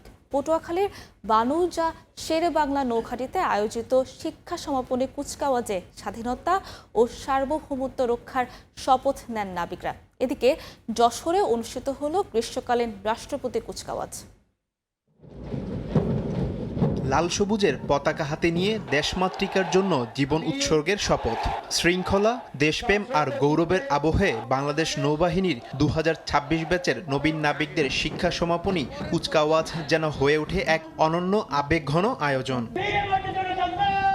বৃহস্পতিবার সকালে পটুয়াখালীর বনৌজা শেরি বাংলা নৌঘাটির প্যারেড গ্রাউন্ড মুখর হয়ে ওঠে নবীন নাবিকদের দৃপ্ত পদচারণায়। প্রধান অতিথি হিসেবে উপস্থিত থেকে প্যারেড পরিদর্শন ও সশস্ত্র সালাম গ্রহণ করেন নৌবাহিনীর প্রধান অ্যাডমিরাল এম নাজমুল হাসান। তোমাদের অর্জিত শিক্ষাকে কাজে লাগিয়ে তোমরা সবাই বাংলাদেশ নৌবাহিনীর গর্বিত নাবিক হিসেবে দেশ সেবায় নিজেদেরকে নিবেদিত করবে আজীবন। যশোরে বীরশ্রেষ্ঠ মতিউর রহমান বিমান ঘাঁটির একাডেমিক প্যারেড গ্রাউন্ডে গ্রীষ্মকালীন রাষ্ট্রপতি কুচকাওয়াজ অনুষ্ঠিত হয়েছে। প্রধান অতিথি হিসেবে উপস্থিত থেকে কুচকাওয়াজ পরিদর্শন ও সালাম গ্রহণ করেন বিমান বাহিনীর প্রধান air chief marshal Hasan Mahmud Khan. মনে রাখবে, তোমাদের দায়িত্ব কেবল আকাশ রক্ষা করা নয়, বরং জনগণের বিশ্বাস রক্ষা করা। তোমাদের চাল চলনে সে দৃঢ়তা, সংযম এবং মর্যাদা থাকতে হবে। এই কুচকাওয়াজের মাধ্যমে 5 নারী অফিসার ক্যাডেট সহ মোট 41 জন অফিসার ক্যাডেট কমিশন লাভ করেন। তারিফ রহমান, সময় সংবাদ। বর্ষার আগেই ভাঙনের তীব্রতা বেড়েছে কিশোরগঞ্জের ধনু নদীতে। সম্প্রতি নদীগর্ভে বিলি নিকলি উপজেলার সিংপুর ইউনিয়নের শতাধিক বসতবাড়ি ও ফসলি জমি। দ্রুত ব্যবস্থা না নিলে আগামী বর্ষায় ভাটি ব্রাটিয়া গ্রাম বিলীন হওয়ার আশঙ্কা স্থানীয়দের। তবে তাৎক্ষণিক ভাঙন রোধে জিও ব্যাগ ডাম্পিংয়ের কথা জানায় পানি উন্নয়ন বোর্ড। নূর মোহাম্মদের পাঠানো তথ্য ও রুবেল হোসাইনের ছবি নিয়ে রিপোর্ট। ভাঙছে নদীর তীর, বিলীন হচ্ছে জনপদ। দীর্ঘদিন ধরে ধীরগতিতে তীর ভাঙছে কিশোরগঞ্জের ধনু নদীর। তবে বর্ষার আগেই ভাঙনের তীব্রতা বেড়েছে। সম্প্রতি নদীগর্ভে বিলীন নিকলি উপজেলার সিংপুর ইউনিয়নের শতাধিক বসতবাড়ি ও ফসলি জমি। আতঙ্কে দিন কাটাচ্ছেন তীরবর্তী এলাকার বাসিন্দারা। দ্রুত ব্যবস্থা না নিলে আগামী বর্ষায় ভাটি বরাটিয়া গ্রাম বিলীন হওয়ার আশঙ্কা তাদের। আমার বাড়ির নিচে নদী ভাঙ্গা, তখন তো মনে হয় লুকিয়ে তো কোনো বাদকে জায়গাও দেয় না দেওয়ার কারণে আমি একটা গোস্তার মেঝে একটা নৌকার মেঝে গোস্তা করিয়া আমি স্ত্রী লিয়া লইছি। পরে 9 বছর এ অসুস্থ ফেরা লাইছে। আমার দোকানটা ছিল নদীর মাঝখান থেকে আনতে আনতে আনতে আনতে এই ভিতরে আনছে, সব ভাঙ্গা লইয়া দিতেছে। মানে আমরা সরকার কাছে এই আবেদন, আমরা এমার্জেন্সি একটা বরাদ্দ দিলে যেমন আমরা কিছুদিন থাকতে পারো, আমরা আটকেয়াম। তো আমরা আটকানোর কোনো ভাব নাই। পানি উন্নয়ন বোর্ড বলছে স্থায়ী বাঁধ নির্মাণে সমীক্ষার কাজ চলছে। তবে তাৎক্ষণিক ভাঙন রোধে জিও ব্যাগ ডাম্পিংয়ের কাজ চলছে। এই ভাঙনের বিষয়ে আমাদের ঊর্ধ্বতন কর্তৃপক্ষকে আমরা অবহিত করেছি এবং আমরা ইতিমধ্যেই এই ভাঙন কবলিত স্থানকে রক্ষার জন্য আমরা অতি দ্রুত এখানে বালিভর্তি জিও ব্যাগ ডাম্পিং কাজ শুরু করব। ভাটি বরাটিয়া গ্রামে প্রায় 3000 মানুষের বসবাস। সময় সংবাদ, কিশোরগঞ্জ। মূল ভবন পরিত্যক্ত ঘোষণার পর আর নির্মাণ হয়নি নতুন অবকাঠামো। এ কারণে জরাজীর্ণ একচালা টিনের ঘরেই চলছে গোপালগঞ্জের কৃষ্ণাদিয়া সরকারি প্রাথমিক বিদ্যালয়ের কার্যক্রম। ব্যাহত হচ্ছে শিক্ষা কার্যক্রম। দিন দিন কমছে শিক্ষার্থীর সংখ্যা। তবে দ্রুত নতুন ভবন নির্মাণে ব্যবস্থা নেওয়ার আশ্বাস শিক্ষা কর্মকর্তার। HM মানিকের ছবিতে জয়ন্ত শিয়ালির রিপোর্ট। ক্লাসরুমের মধ্যে ছাতা দিয়ে চলছে বৃষ্টি ঠেকানোর চেষ্টা। জরাজীর্ণ টিনের ঘরটিতে প্রচণ্ড গরম, বৃষ্টির পানি আর ঝড়ের আতঙ্কই নিত্যসঙ্গী। সামান্য বৃষ্টি হলেই বন্ধ হয়ে যায় পাঠদান। বাধ্য হয়ে শিক্ষার্থীরা আশ্রয় নেয় পাশের পরিত্যক্ত ভবনে। গোপালগঞ্জের মুকসুদপুর উপজেলার কৃষ্ণাদিয়া সরকারি প্রাথমিক বিদ্যালয়ের একতলা পাকা ভবন নির্মাণ করা হয় 1996 সালে। ঝুঁকিপূর্ণ হওয়ায় ভবনটি পরিত্যক্ত ঘোষণা করা হয় 2024 সালে। পরে পাশেই একচালা টিনের ঘর তুলে শুরু হয় পাঠদান। সেখানে জায়গা না থাকায় শিক্ষকরা বাধ্য হয়ে দাপ্তরিক কাজ করছেন পরিত্যক্ত ভবনেই। বিদ্যালয়টির এমন দশায় ব্যাহত হচ্ছে শিক্ষা কার্যক্রম। দিন দিন কমছে শিক্ষার্থী সংখ্যা। বৃষ্টি নামলে পানি পড়ে, পানি পড়ে আর সব বই খাতা ভিজে যায়। অনেক সময় আমাদের পাঠদান করানোই সম্ভব হয় না। এই বিল্ডিং যে কোনো সময় ধসে পড়তে পারে। বিল্ডিং এ আমাদের বাচ্চারা এখানে স্কুলে পাঠাই, আমরা সবসময় আতঙ্কের ভিতরেই থাকি। বলে খুব ভয় পাই, তখন নিজেরাই বা কই থাকবো আর বাচ্চাদেরই বা কোথায় রাখবো। তবে দ্রুত নতুন ভবন নির্মাণে ব্যবস্থা নেওয়ার আশ্বাস সংশ্লিষ্ট কর্মকর্তার। ভবন দরকার এবং মেরামতের দরকার। সেখানে উপজেলা শিক্ষা অফিসার এই স্কুলটাকে 1 নম্বর এ অন্তর্ভুক্ত করেছেন। আশা করছি আমাদের যে সমস্যাটা শুরু হয়েছে এটা সমাধান হবে। বিদ্যালয়টিতে বর্তমানে শিক্ষার্থীর সংখ্যা 105 আর শিক্ষক আছেন 4 জন। ঝুঁকিপূর্ণ ভবনের নিচে জীবনের ঝুঁকি আর টিন শেডেই আটকে আছে এই শিশুদের ভবিষ্যৎ। আধুনিক শিক্ষার গালভরা বুলি দাঁড়ালে এখানে কেবলই অবহেলার ছায়া। এখন প্রশ্ন হলো, আর কত বছর পার হলে নিরাপদ ছাদ পাবে কোমলমতি এই শিক্ষার্থীরা? জয়ন্ত শিরালি, সময় সংবাদ, গোপালগঞ্জ। ভোরের সময় এই ছিল আমার কাছে। পরবর্তী সংবাদগুলো জানাতে যুক্ত হবেন মালিহা সুহরাওয়ার্দী। ধন্যবাদ সাবরিনা। পরবর্তী সংবাদগুলো জানাবো আমি মালিহা সুহরাওয়ার্দী। দেখছেন ভোরের সময়, সঙ্গেই থাকুন। কৃষকের উৎপাদিত সবজি কয়েক হাত ঘুরেই দাম বেড়ে যাচ্ছে কয়েক গুণ, আর সে পণ্য রাজধানীতে এলে দাম হয় আকাশচুম্বী। কৃষক টেনে টুনে লাভের মুখ দেখলেও মধ্যস্বত্বভোগীরাই হন বেশি লাভবান। উৎপাদন থেকে সবজির কৃষকের মূল্য, এরপর পাইকার ও বিভিন্ন জেলার খুচরা বাজারের খবর জানাচ্ছেন রিপোর্টাররা।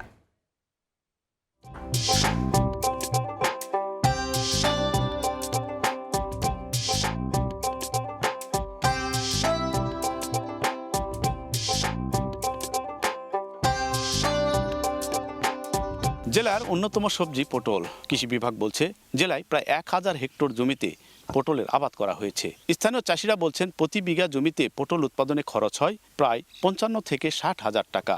চাষিরা বলছেন প্রতি কেজি পটল বর্তমান বাজারে পাইকারি আড়তে বিক্রি হচ্ছে 35 থেকে 40 টাকা। অন্যদিকে ক্রেতাদের খুচরা বাজারে কিনতে হচ্ছে 50 থেকে 55 টাকায়। স্থানীয় চাহিদা মিটিয়ে বগুড়া, সিরাজগঞ্জ হয়ে পটল চলে যাচ্ছে রাজধানীতে। সবজির আরও খবর জানতে যাব দিনাজপুরে।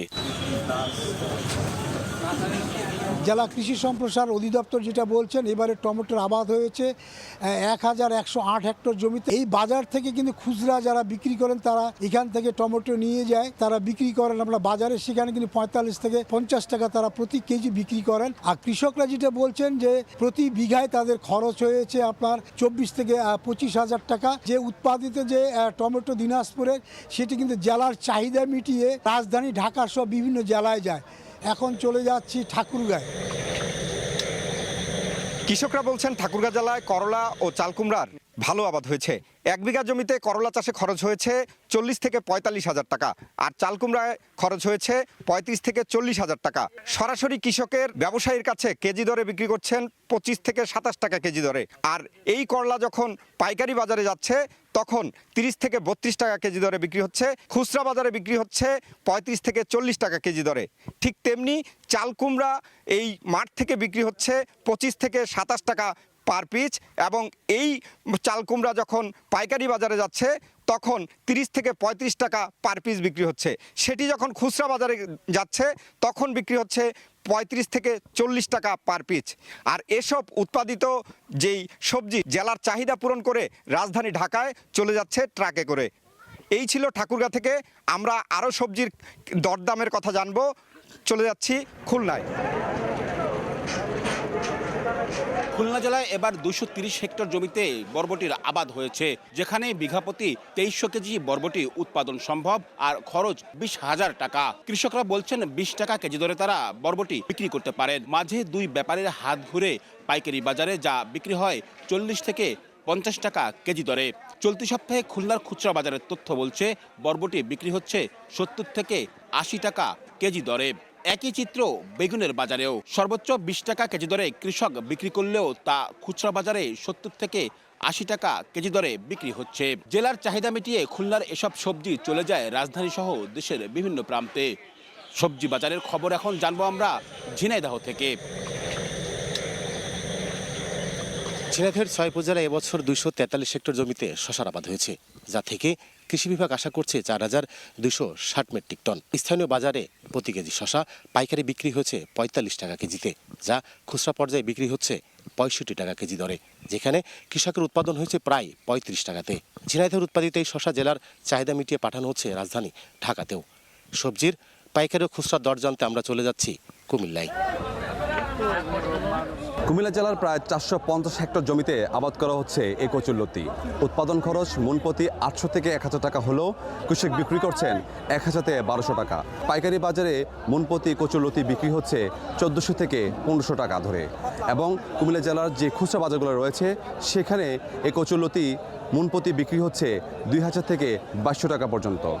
কুমিল্লা জেলার 17টি উপজেলা এবং 18টি থানার চাহিদা মিটিয়ে এই কচুরলতি পৌঁছে যাচ্ছে রাজধানী ঢাকায়। বিভিন্ন ধরনের সবজির জমজমাট বেচাকেনা মানিকগঞ্জের সাটুরিয়ার পল্লীহাটে। বিস্তারিত জানাতে যোগ দিচ্ছেন রিপোর্টার মোহাম্মদ ইউসুফ আলী। সরাসরি চলে যাচ্ছি তার কাছে। এই যে চাল কুমড়া, লাউ, বিভিন্ন ধরনের করলা সহটা একদমটা সবজি এবং শাকে ভরপুর মানিকগঞ্জের এই সাটুরিয়ার পল্লীর হাটটি।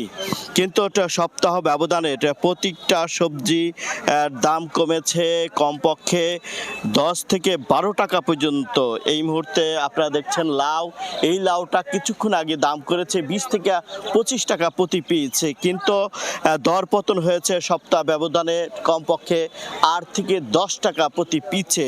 সেক্ষেত্রে এই লাউ কিন্তু অনেক সময় বেচা কিনা হচ্ছে এই মানিকগঞ্জের খুচরা বাজারে 10 টাকা ব্যবধানে।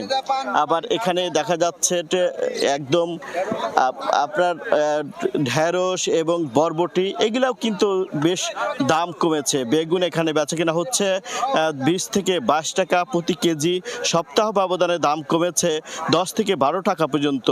চাল কুমড়া এবং বরবটিও কিন্তু এখানে বেশ দাম কমেছে এবং এখনো কিন্তু প্রচুর সবজি এখানে আসছে।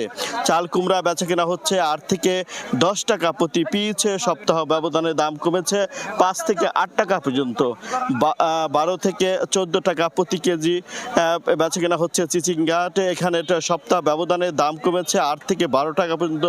এবং কি আপনারা দেখছেন যে কলা, এটা হচ্ছে একদম সবজি হিসাবে কলা, এটারও কিন্তু দাম কমেছে 10 থেকে 12 টাকা পর্যন্ত প্রতি যে এখানে হালি বা চারটা রয়েছে তার মধ্যে 4 টাকা করেই।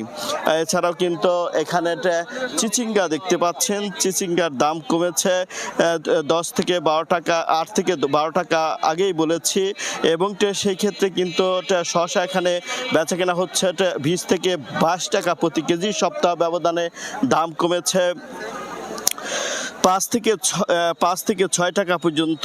এবং এখানে পাওয়া যাচ্ছে এছাড়াও কিন্তু বিভিন্ন ধরনের শাক, ডাঁটা শাক, লাল শাক, বিভিন্ন ধরনের যে শাকগুলো রয়েছে সেই শাকগুলো কিন্তু পাওয়া যাচ্ছে এবং সপ্তাহ ব্যবধানে বেশ দামটি কমেছে। এখনো কৃষকদের সাথে আমরা কথা বলেছি, কৃষকরা বলছেন যে এখানে কিন্তু একদম দাম পড়ে যাচ্ছে, অথচ খুচরা বাজারে এই দামের তারতম্য বা ভারসাম্য রক্ষার্থে কিন্তু কেউ কিন্তু দেখে না, যার জন্য প্রকৃত কৃষক কিন্তু মধ্যস্বত্ব ভোগীর কারণে দাম পাচ্ছেন না। বিভিন্ন অজুহাতে কিন্তু খুচরা ব্যবসায়ীরা এর দামই কিন্তু প্রতি কেজিতে 10 টাকা 5 টাকা ব্যবধানে এখন মানিকগঞ্জের বাজারে বিক্রি হচ্ছে এবং ঢাকার বাজারে কিন্তু তার আরও কিন্তু তারতম্য হচ্ছে। অর্থাৎ আমরা এই যে মানিকগঞ্জের এইটা হাটটিতে, পল্লী হাটটিতে কমপক্ষে 7 থেকে 8 লাখ টাকার সবজি বেচা কিনা হচ্ছে এবং এই মুহূর্তে কিন্তু একদম ভোর থেকে এখন পর্যন্ত শুধু সবজি আসছেই। অর্থাৎ সরবরাহটা বৃদ্ধি কারণে এবং চাহিদাটা কমে যাওয়ার কারণে এবং ঈদ উপলক্ষে কিন্তু কৃষকরা বলছে এবং পাইকাররা বলছে দামটি বেশ কমে এসেছে। এই ছিল মানিকগঞ্জের সাটুরিয়ার এইটা পল্লী হাট থেকে আমার কাছে সবজি এবং শাক বেচা কিনাটা সর্বশেষ তথ্য। যুক্ত ছিলাম মানিকগঞ্জে। এবার কিশোরগঞ্জের ঐতিহ্যবাহী মঙ্গলবাড়িয়া লিচুর বাম্পার ফলন হয়েছে। গাছের নিচ থেকে বিক্রি হচ্ছে সুস্বাদু এই লিচু। দিনে দিনে এলাকার মানুষের প্রধান আয়ের উৎস হয়ে উঠছে লিচু চাষ। চলতি মৌসুমে মঙ্গলবাড়িয়া গ্রাম থেকে বিক্রি হবে অন্তত 12 কোটি টাকার লিচু। নূর মোহাম্মদের তথ্য ও রুবেল হোসেনের ছবি নিয়ে রিপোর্ট। গাছে গাছে থোকায় থোকায় ঝুলছে লাল টুকটুকে লিচু, রসে টসটস, পাকা লিচুর স্বাদ নিতে মৌমাছির আনাগোনা। এমন নজরকাড়া লিচুর সমারোহ চোখে পড়বে কিশোরগঞ্জের পাকুন্দিয়া উপজেলার মঙ্গলবাড়িয়া গ্রামে। গ্রামের নাম মঙ্গলবাড়িয়া, গ্রামের নামেই লিচুর নাম। মঙ্গলবাড়িয়ার এই লিচুর কদর আছে দেশ জুড়ে। টকটকে লাল, রসালো ও ছোট বীজ আর খেতে সুস্বাদু হওয়ায় এই লিচুর চাহিদা সবসময় বেশি। মঙ্গলবাড়িয়া গ্রামে রাস্তার দুই পাশ এবং বাড়ির আঙিনায় ছড়িয়ে ছিটিয়ে আছে হাজার হাজার লিচু গাছ। এবার লিচুর ফলন ভালো হয়েছে, তাই ভরা মৌসুমে গাছের নিচে ভিড় করছেন লিচু প্রেমীরা। এই সুস্বাদু, মানে অন্য জায়গা থেকে তুলনামূলকভাবে অনেক সুস্বাদু। লিচু অনুযায়ী প্রত্যেক বছরের থেকে এবারে লিচু ফলন অনেক ভালো। লিচু আলহামদুলিল্লাহ এত সুস্বাদ লিচু আমি আর দেখি নাই। আবহাওয়া অনুকূলে থাকায় লিচুর ফলন ভালো হয়েছে। এবার মঙ্গলবাড়িয়া থেকে 12 কোটি টাকার লিচু বিক্রি হবে বলে আশা করছে স্থানীয় কৃষি বিভাগ। মঙ্গলবাড়িয়া সবচেয়ে ভালো লিচু আমার এই বাগানে, এই বছরের জন্য সবচেয়ে ভালো লিচু আমার এই বাগানে। এই পর্যন্ত আমি প্রায় 8 থেকে 9 লক্ষ টাকা বিক্রি করছি। আমরা আশা করছি চলতি বছরে আমরা প্রায় 12 কোটি টাকার লিচু আমরা এই এলাকা থেকে বিক্রি করতে পারবো। প্রচুর মানুষ এখানে লিচু খেতে আসেন, তারা অন স্পট লিচু কেনেন এবং এই লিচুগুলোর প্রত্যেকটি প্রায় আমি বলবো শতভাগ লিচু কিন্তু অন স্পট বিক্রি হয় ভোক্তা পর্যায়ে। কোন বাজারে এই মঙ্গলবারের লিচু খুব একটা যায় না, যাওয়ার প্রয়োজন পড়ে না আসলে। মঙ্গলবাড়িয়া গ্রামে বর্তমানে ছোট বড় 10,000-এরও বেশি গাছ রয়েছে। সময় সংবাদ, কিশোরগঞ্জ। উপকূলীয় অঞ্চলের পিছিয়ে পড়া জনগোষ্ঠীকে মূলধারায় আনতে বর্তমান সরকার রাজনৈতিকভাবে প্রতিশ্রুতিবদ্ধ বলে জানিয়েছেন পরিবেশ, বন ও জলবায়ু পরিবর্তন বিষয়ক প্রতিমন্ত্রী শেখ ফরিদুল ইসলাম। রাজধানীর পান্থপথে উপকূলীয় জলবায়ু সহনশীলতায় নারীদের ভূমিকা শীর্ষক আলোকচিত্র প্রদর্শনীর উদ্বোধনী অনুষ্ঠানে তিনি জানান, উপকূলের প্রান্তিক মানুষ, বিশেষ করে জেলে ও নারীরা জলবায়ু পরিবর্তনের কারণে সবচেয়ে বেশি ক্ষতিগ্রস্ত। এসব এলাকার মানুষের জন্য টেকসই দুর্যোগ ব্যবস্থাপনার মাধ্যমে সুপেয় পানির নিশ্চয়তা ও জলবায়ু সহনশীল কর্মসংস্থান সৃষ্টিতে সরকার কাজ করছে। ইউএনডিপি সহযোগিতায় 3 দিনব্যাপী এই প্রদর্শনী 23 মে পর্যন্ত প্রতিদিন বিকেল 3টা থেকে রাত 8টা পর্যন্ত উন্মুক্ত থাকবে। সমুদ্রের তাপমাত্রা পরিবর্তনের কারণে তা বদলে দিচ্ছে বাতাসের প্রবাহ, বাড়ছে তাপমাত্রা, আর সেই পরিবর্তনের প্রভাব পড়ছে বিশ্বের বিভিন্ন দেশের আবহাওয়ার উপর, যার নাম এল নিনো। এই এল নিনো হলো সমুদ্রের তাপমাত্রা পরিবর্তনের কারণে সৃষ্ট এমনই একটি বৈশ্বিক ঘটনা যার প্রভাব পড়ছে জলবায়ুর উপর। এ অবস্থায় কৃষি, পানি, স্বাস্থ্যসহ বিভিন্ন খাতে আগে থেকেই প্রস্তুতি নেওয়ার তাগিদ দিচ্ছেন জলবায়ু খাতে সংশ্লিষ্ট বিভিন্ন উন্নয়ন কর্মীরা। বৃহস্পতিবার সকালে রাজধানীর একটি 5 তারকা হোটেলে বিবিসি মিডিয়া অ্যাকশন ও রাইম আয়োজিত national climate application forum summer monsoon session 2026-এ এই বিশেষজ্ঞদের কাছে এমন সব তথ্যই উঠে আসে। এতে বলা হয়, এল নিনোর প্রভাব সব অঞ্চলেই সমানভাবে হয় না, বরং বৃষ্টি ও তাপমাত্রার সঙ্গে এর সম্পর্ক এবং স্থানীয় জলবায়ুর সঙ্গে সংশ্লিষ্টতা রেখে বিশ্লেষণ করা জরুরি বলে মন্তব্য করেন তারা। জুন মাস থেকে এটা আপনার স্ট্রং এল নিনো যাবে, এরপরে আগস্ট মাস থেকে দেখা যাচ্ছে যে ভেরি স্ট্রং এল নিনো হতে পারে, এবং দেখা যাচ্ছে যে আগস্ট মাস থেকে প্রায় 5 to 10% স্ট্রং ভেরি স্ট্রং এল নিনো হতে পারে, এবং এটা গ্র্যাজুয়ালি আরও স্ট্রং হবে অক্টোবর থেকে, এবং অক্টোবর নভেম্বর পর্যন্ত, ডিসেম্বর পর্যন্ত এটা স্ট্রং এল নিনো ভেরি স্ট্রং এল নিনো শুরু করবে, তারপর থেকে একটু কম দেখায়। এই স্ট্যাটিস্টিক্সটা আমরা খরিফ 1-এ দেখি আরেকটু বেশি, এবং ড্রাস্টিক্যালি চেঞ্জটা আমরা দেখতে পাই হচ্ছে খরিফ 2-তে, খরিফ 1-এর চেয়ে। সো খরিফ 2-তে আমরা দেখছি যে প্রায় 20,000, প্রায় অনেকে 70,000 পর্যন্ত এরকম বলছে তাদের 70,000 টাকার ফসল আসলে সে বাঁচাতে পেরেছে। যে এই জায়গায় আমরা এটা কস্ট বেনিফিট রেশিও কীরকম ছিল এটা অ্যানালাইসিস করি, সেটা 2 ধাপে করি। একটা হচ্ছে ইনস্টিটিউশনাল পার্সপেক্টিভে, আরেকটা হচ্ছে ফার্মার্সের পার্সপেক্টিভে। কোরবানির পশুর শতভাগ চামড়া রফতানিযোগ্য এবং এই খাতে কর্মসংস্থানের সুযোগ করে দিতে সারা বছর ফ্রি প্রশিক্ষণ দিতে চায় সরকার। এমনটাই জানিয়েছেন মৎস্য ও প্রাণী সম্পদ এবং কৃষিমন্ত্রী মোহাম্মদ আমিনুর রশিদ। বৃহস্পতিবার সকালে রাজধানীর ফার্মগেটে কোরবানির পশুর মাংস প্রক্রিয়াজাতকরণ ও চামড়া সংরক্ষণ বিষয়ক কর্মসূচির উদ্বোধন অনুষ্ঠানে তিনি এই কথা বলেন। জানান, প্রাণী সম্পদে স্বয়ংসম্পূর্ণ দেশ, এ অবস্থায় খামারিরা ক্ষতিগ্রস্ত হবেন এমন কাজ করা যাবে না। একই অনুষ্ঠানে কোরবানিতে ভারতের কোনো গরু না কিনতে ব্যবসায়ীদের আহ্বানও জানান মৎস্য ও প্রাণী সম্পদ প্রতিমন্ত্রী সুলতান সালাউদ্দিন টুকু। বাংলাদেশ পশু সম্পদে এই মুহূর্তে স্বয়ংসম্পূর্ণ আছে, ইনশাআল্লাহ আগামী দিনে আরো অনেক বেশি স্বয়ংসম্পূর্ণ হবে। সুতরাং আমরা যারা বাংলাদেশের নাগরিক, আমাদেরকে সচেতন হতে হবে, বাংলাদেশের ফার্মার যারা আছে তারা যেন ক্ষতিগ্রস্ত না হয়। ক্রেতাদের উচিত ওই পারের কোনো গরু আমরা কিনবো না। এই ব্যাপারে যদি আমরা সচেতন হই, আমাদের খামারিরা, প্রান্তিক কৃষকরা, ক্ষুদ্র ক্ষুদ্র খামারিরা উপকৃত হবে। বিমার অ্যাকাউন্টে টাকা জমা দিলেও তা বুঝে পায়নি গ্রাহক, বরং ভুয়া ভাউচার দিয়ে তা আত্মসাৎ করেছেন রাজশাহীর আঞ্চলিক অফিসের উন্নয়ন ম্যানেজার মুকসেদুল হক। এমনই অভিযোগে বৃহস্পতিবার নগরীর C&B মোড় এলাকায় জীবন বীমা কর্পোরেশন অফিসের সামনে মানববন্ধন করেছেন ভুক্তভোগী গ্রাহকরা। তাদের অভিযোগ, গত 3 বছর ধরে প্রতারণার মাধ্যমে কমপক্ষে 29,28,500 টাকা হাতিয়ে নিয়েছেন অভিযুক্ত কর্মকর্তা। এমনকি প্রতারণার বিষয়টি প্রকাশ হলে অভিযুক্তকে বরখাস্ত করলেও কোনো মামলা করেনি কর্তৃপক্ষ। তদন্ত সাপেক্ষে মুকসিদুলের বিচার চেয়েছে ভুক্তভোগীরা। এদিকে অভিযুক্তকে 10 কর্মদিবসের মধ্যে জবাব দিতে নোটিশ দেওয়া হয়েছে বলে জানিয়েছে বীমা কর্পোরেশনের কর্মকর্তা। 2 মাস আগে আমাদের জীবন বীমা থেকে জানানো হয় 24 এবং 25 সালের কোনো কিস্তি আমাদের জমা হয়নি। স্টেটমেন্ট তুলে দেখা হয় শুধুমাত্র 1 বছরের অর্থাৎ 23 সালের টাকা জমা হয়েছে। টাকা দিবে সবই আছে, ওই সবগুলো দিয়ে ওনাকে সময় দিয়েছে 10 কর্মদিবসের মধ্যে জবাব দিতে। সেটা এখনো যায়নি। 13 তারিখে চিঠি ইস্যু হয়েছে, উনি পাওয়ার পর 10 কর্মদিবস, সেটা সময় এখনো যায়নি। এটা আন্ডার প্রসিডিং আর কি। গভীর সমুদ্রে ইঞ্জিন বিকল হয়ে 3 দিন ধরে ভাসতে থাকা ফিশিং বোট সহ 14 জন জেলেকে জীবিত উদ্ধার করা হয়েছে। কোস্টগার্ড জানায় তাদের জাহাজ জয় বাংলা বৃহস্পতিবার সকাল 10টায় রাডার কন্ট্রাক্টরের মাধ্যমে একটি ট্রলারকে সমুদ্রে শনাক্ত করে। ট্রলারটির পাশে গিয়ে তারা জানতে পারে জেলেরা 18 মে লক্ষ্মীপুরের আলেকজান্ডার খাল থেকে মৎস্য আহরণের জন্য সমুদ্রে যায়। ইঞ্জিন বিকল হয়ে 3 দিন ধরে তারা কুতুবদিয়া পশ্চিম সংলগ্ন গভীর সমুদ্র এলাকায় ভাসতে থাকে। পরে কোস্টগার্ড ট্রলার সহ 14 জন জেলেকে জীবিত উদ্ধার করে।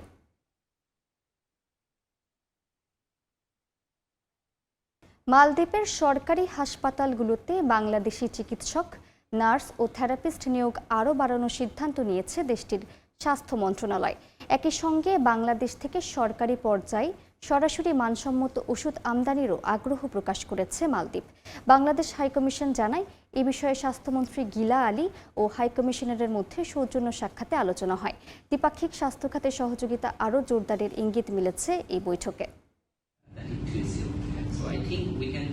মালদ্বীপের স্বাস্থ্য মন্ত্রণালয়ে অনুষ্ঠিত হয় বাংলাদেশ ও মালদ্বীপের মধ্যে বৈঠক। এতে দেশটির স্বাস্থ্যমন্ত্রী গিলা আলী জানান, সরকারি হাসপাতালগুলোর সেবা সচল রাখতে জরুরি ভিত্তিতে প্রায় 50 জন থেরাপিস্ট প্রয়োজন। তিনি বলেন, দক্ষ জনবল সরবরাহে বাংলাদেশ গুরুত্বপূর্ণ ভূমিকা রাখতে পারে। দীর্ঘদিনের দ্বিপাক্ষিক সম্পর্ক এবং বাংলাদেশের স্বাস্থ্যকর্মীদের দক্ষতার প্রশংসাও করেন তিনি। বৈঠকে বাংলাদেশের ঔষধ শিল্পের অগ্রগতির ভূয়সী প্রশংসা করেন মালদ্বীপের স্বাস্থ্যমন্ত্রী। তিনি জানান, সরকারি পর্যায়ে G2G ভিত্তিতে বাংলাদেশ থেকে সরাসরি ঔষধ আমদানির পরিকল্পনা রয়েছে। এছাড়াও বাংলাদেশের ঔষধ উৎপাদন মান যাচাই করতে একটি উচ্চ পর্যায়ের প্রতিনিধি দল শীঘ্রই ঢাকায় আসবে। মালদ্বীপের পক্ষ থেকে স্বাস্থ্য খাতে সহযোগিতা আরও সম্প্রসারণের আগ্রহ জানানো হয়। বৈঠকে বাংলাদেশ হাইকমিশনার ডক্টর মোহাম্মদ নাজমুল ইসলাম জানান, বিষয়টি ইতিমধ্যেই দাপ্তরিকভাবে এগিয়ে নেওয়া হচ্ছে। তিনি আশা প্রকাশ করেন, খুব শীঘ্রই দক্ষ বাংলাদেশি স্বাস্থ্যকর্মীরা মালদ্বীপের স্বাস্থ্য খাতে কাজ শুরু করবেন। এতে মালদ্বীপের হাসপাতাল সেবায় গুরুত্বপূর্ণ অবদান রাখবে বাংলাদেশি জনবল। একই সঙ্গে প্রবাসী বাংলাদেশিদের আর্থ-সামাজিক অবদান নিয়েও আলোচনা হয় বৈঠকে। শিউলি রোজা, সময় সংবাদ। জাতীয় সংসদ নির্বাচনে সরাসরি প্রার্থী হওয়ার সুযোগ সহ প্রবাসীদের অংশগ্রহণ নিশ্চিত করতে নির্বাচনী আইন সংশোধনের দাবি জানিয়েছেন যুক্তরাষ্ট্র প্রবাসী বাংলাদেশিরা। একই সঙ্গে প্রবাসী সংরক্ষিত আসনের ব্যবস্থারও আহ্বান জানানো হয়। স্থানীয় সময় বুধবার সন্ধ্যায় লস অ্যাঞ্জেলেসে এক মতবিনিময় সভায় এ দাবি জানান যুক্তরাষ্ট্র প্রবাসী বাংলাদেশিরা। বক্তারা বলেন, প্রবাস থেকে ভোট দিতে পারলে প্রার্থী হওয়ার সুযোগও থাকা উচিত। তাই জাতীয় সংসদ নির্বাচনে সরাসরি অংশগ্রহণ বা প্রবাসী সংরক্ষিত আসনের জন্য বিশেষ আইন প্রণয়নের দাবি জানান তারা। এ সময় গাজীপুর 5 আসনের সংসদ সদস্য AKM ফজলুল হক মিলনের সঙ্গে ক্যালিফোর্নিয়া বিএনপি নেতারা মতবিনিময় করেন।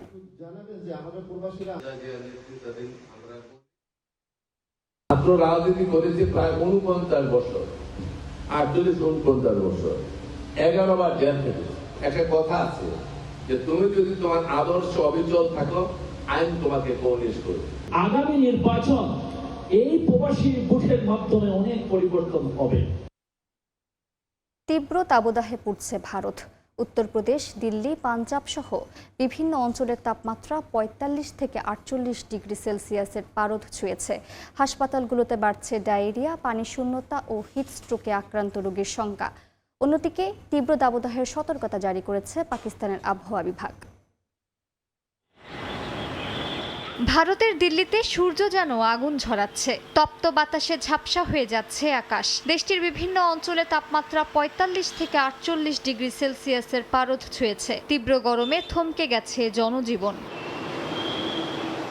দিল্লির পাশাপাশি দেশটির উত্তরপ্রদেশ, পাঞ্জাব ও হরিয়ানা সহ বিভিন্ন অঞ্চলে বইছে তীব্র দাবদাহ। উত্তরপ্রদেশের বান্দা জেলায় তাপমাত্রা রেকর্ড করা হয়েছে 48 ডিগ্রি সেলসিয়াস, যা স্বাভাবিকের চেয়ে প্রায় 4.5 ডিগ্রি বেশি। দিল্লিতেও তাপমাত্রা 46 ডিগ্রি ছুঁয়ে যেতে পারে বলে সতর্ক করেছে ভারতের আবহাওয়া বিভাগ।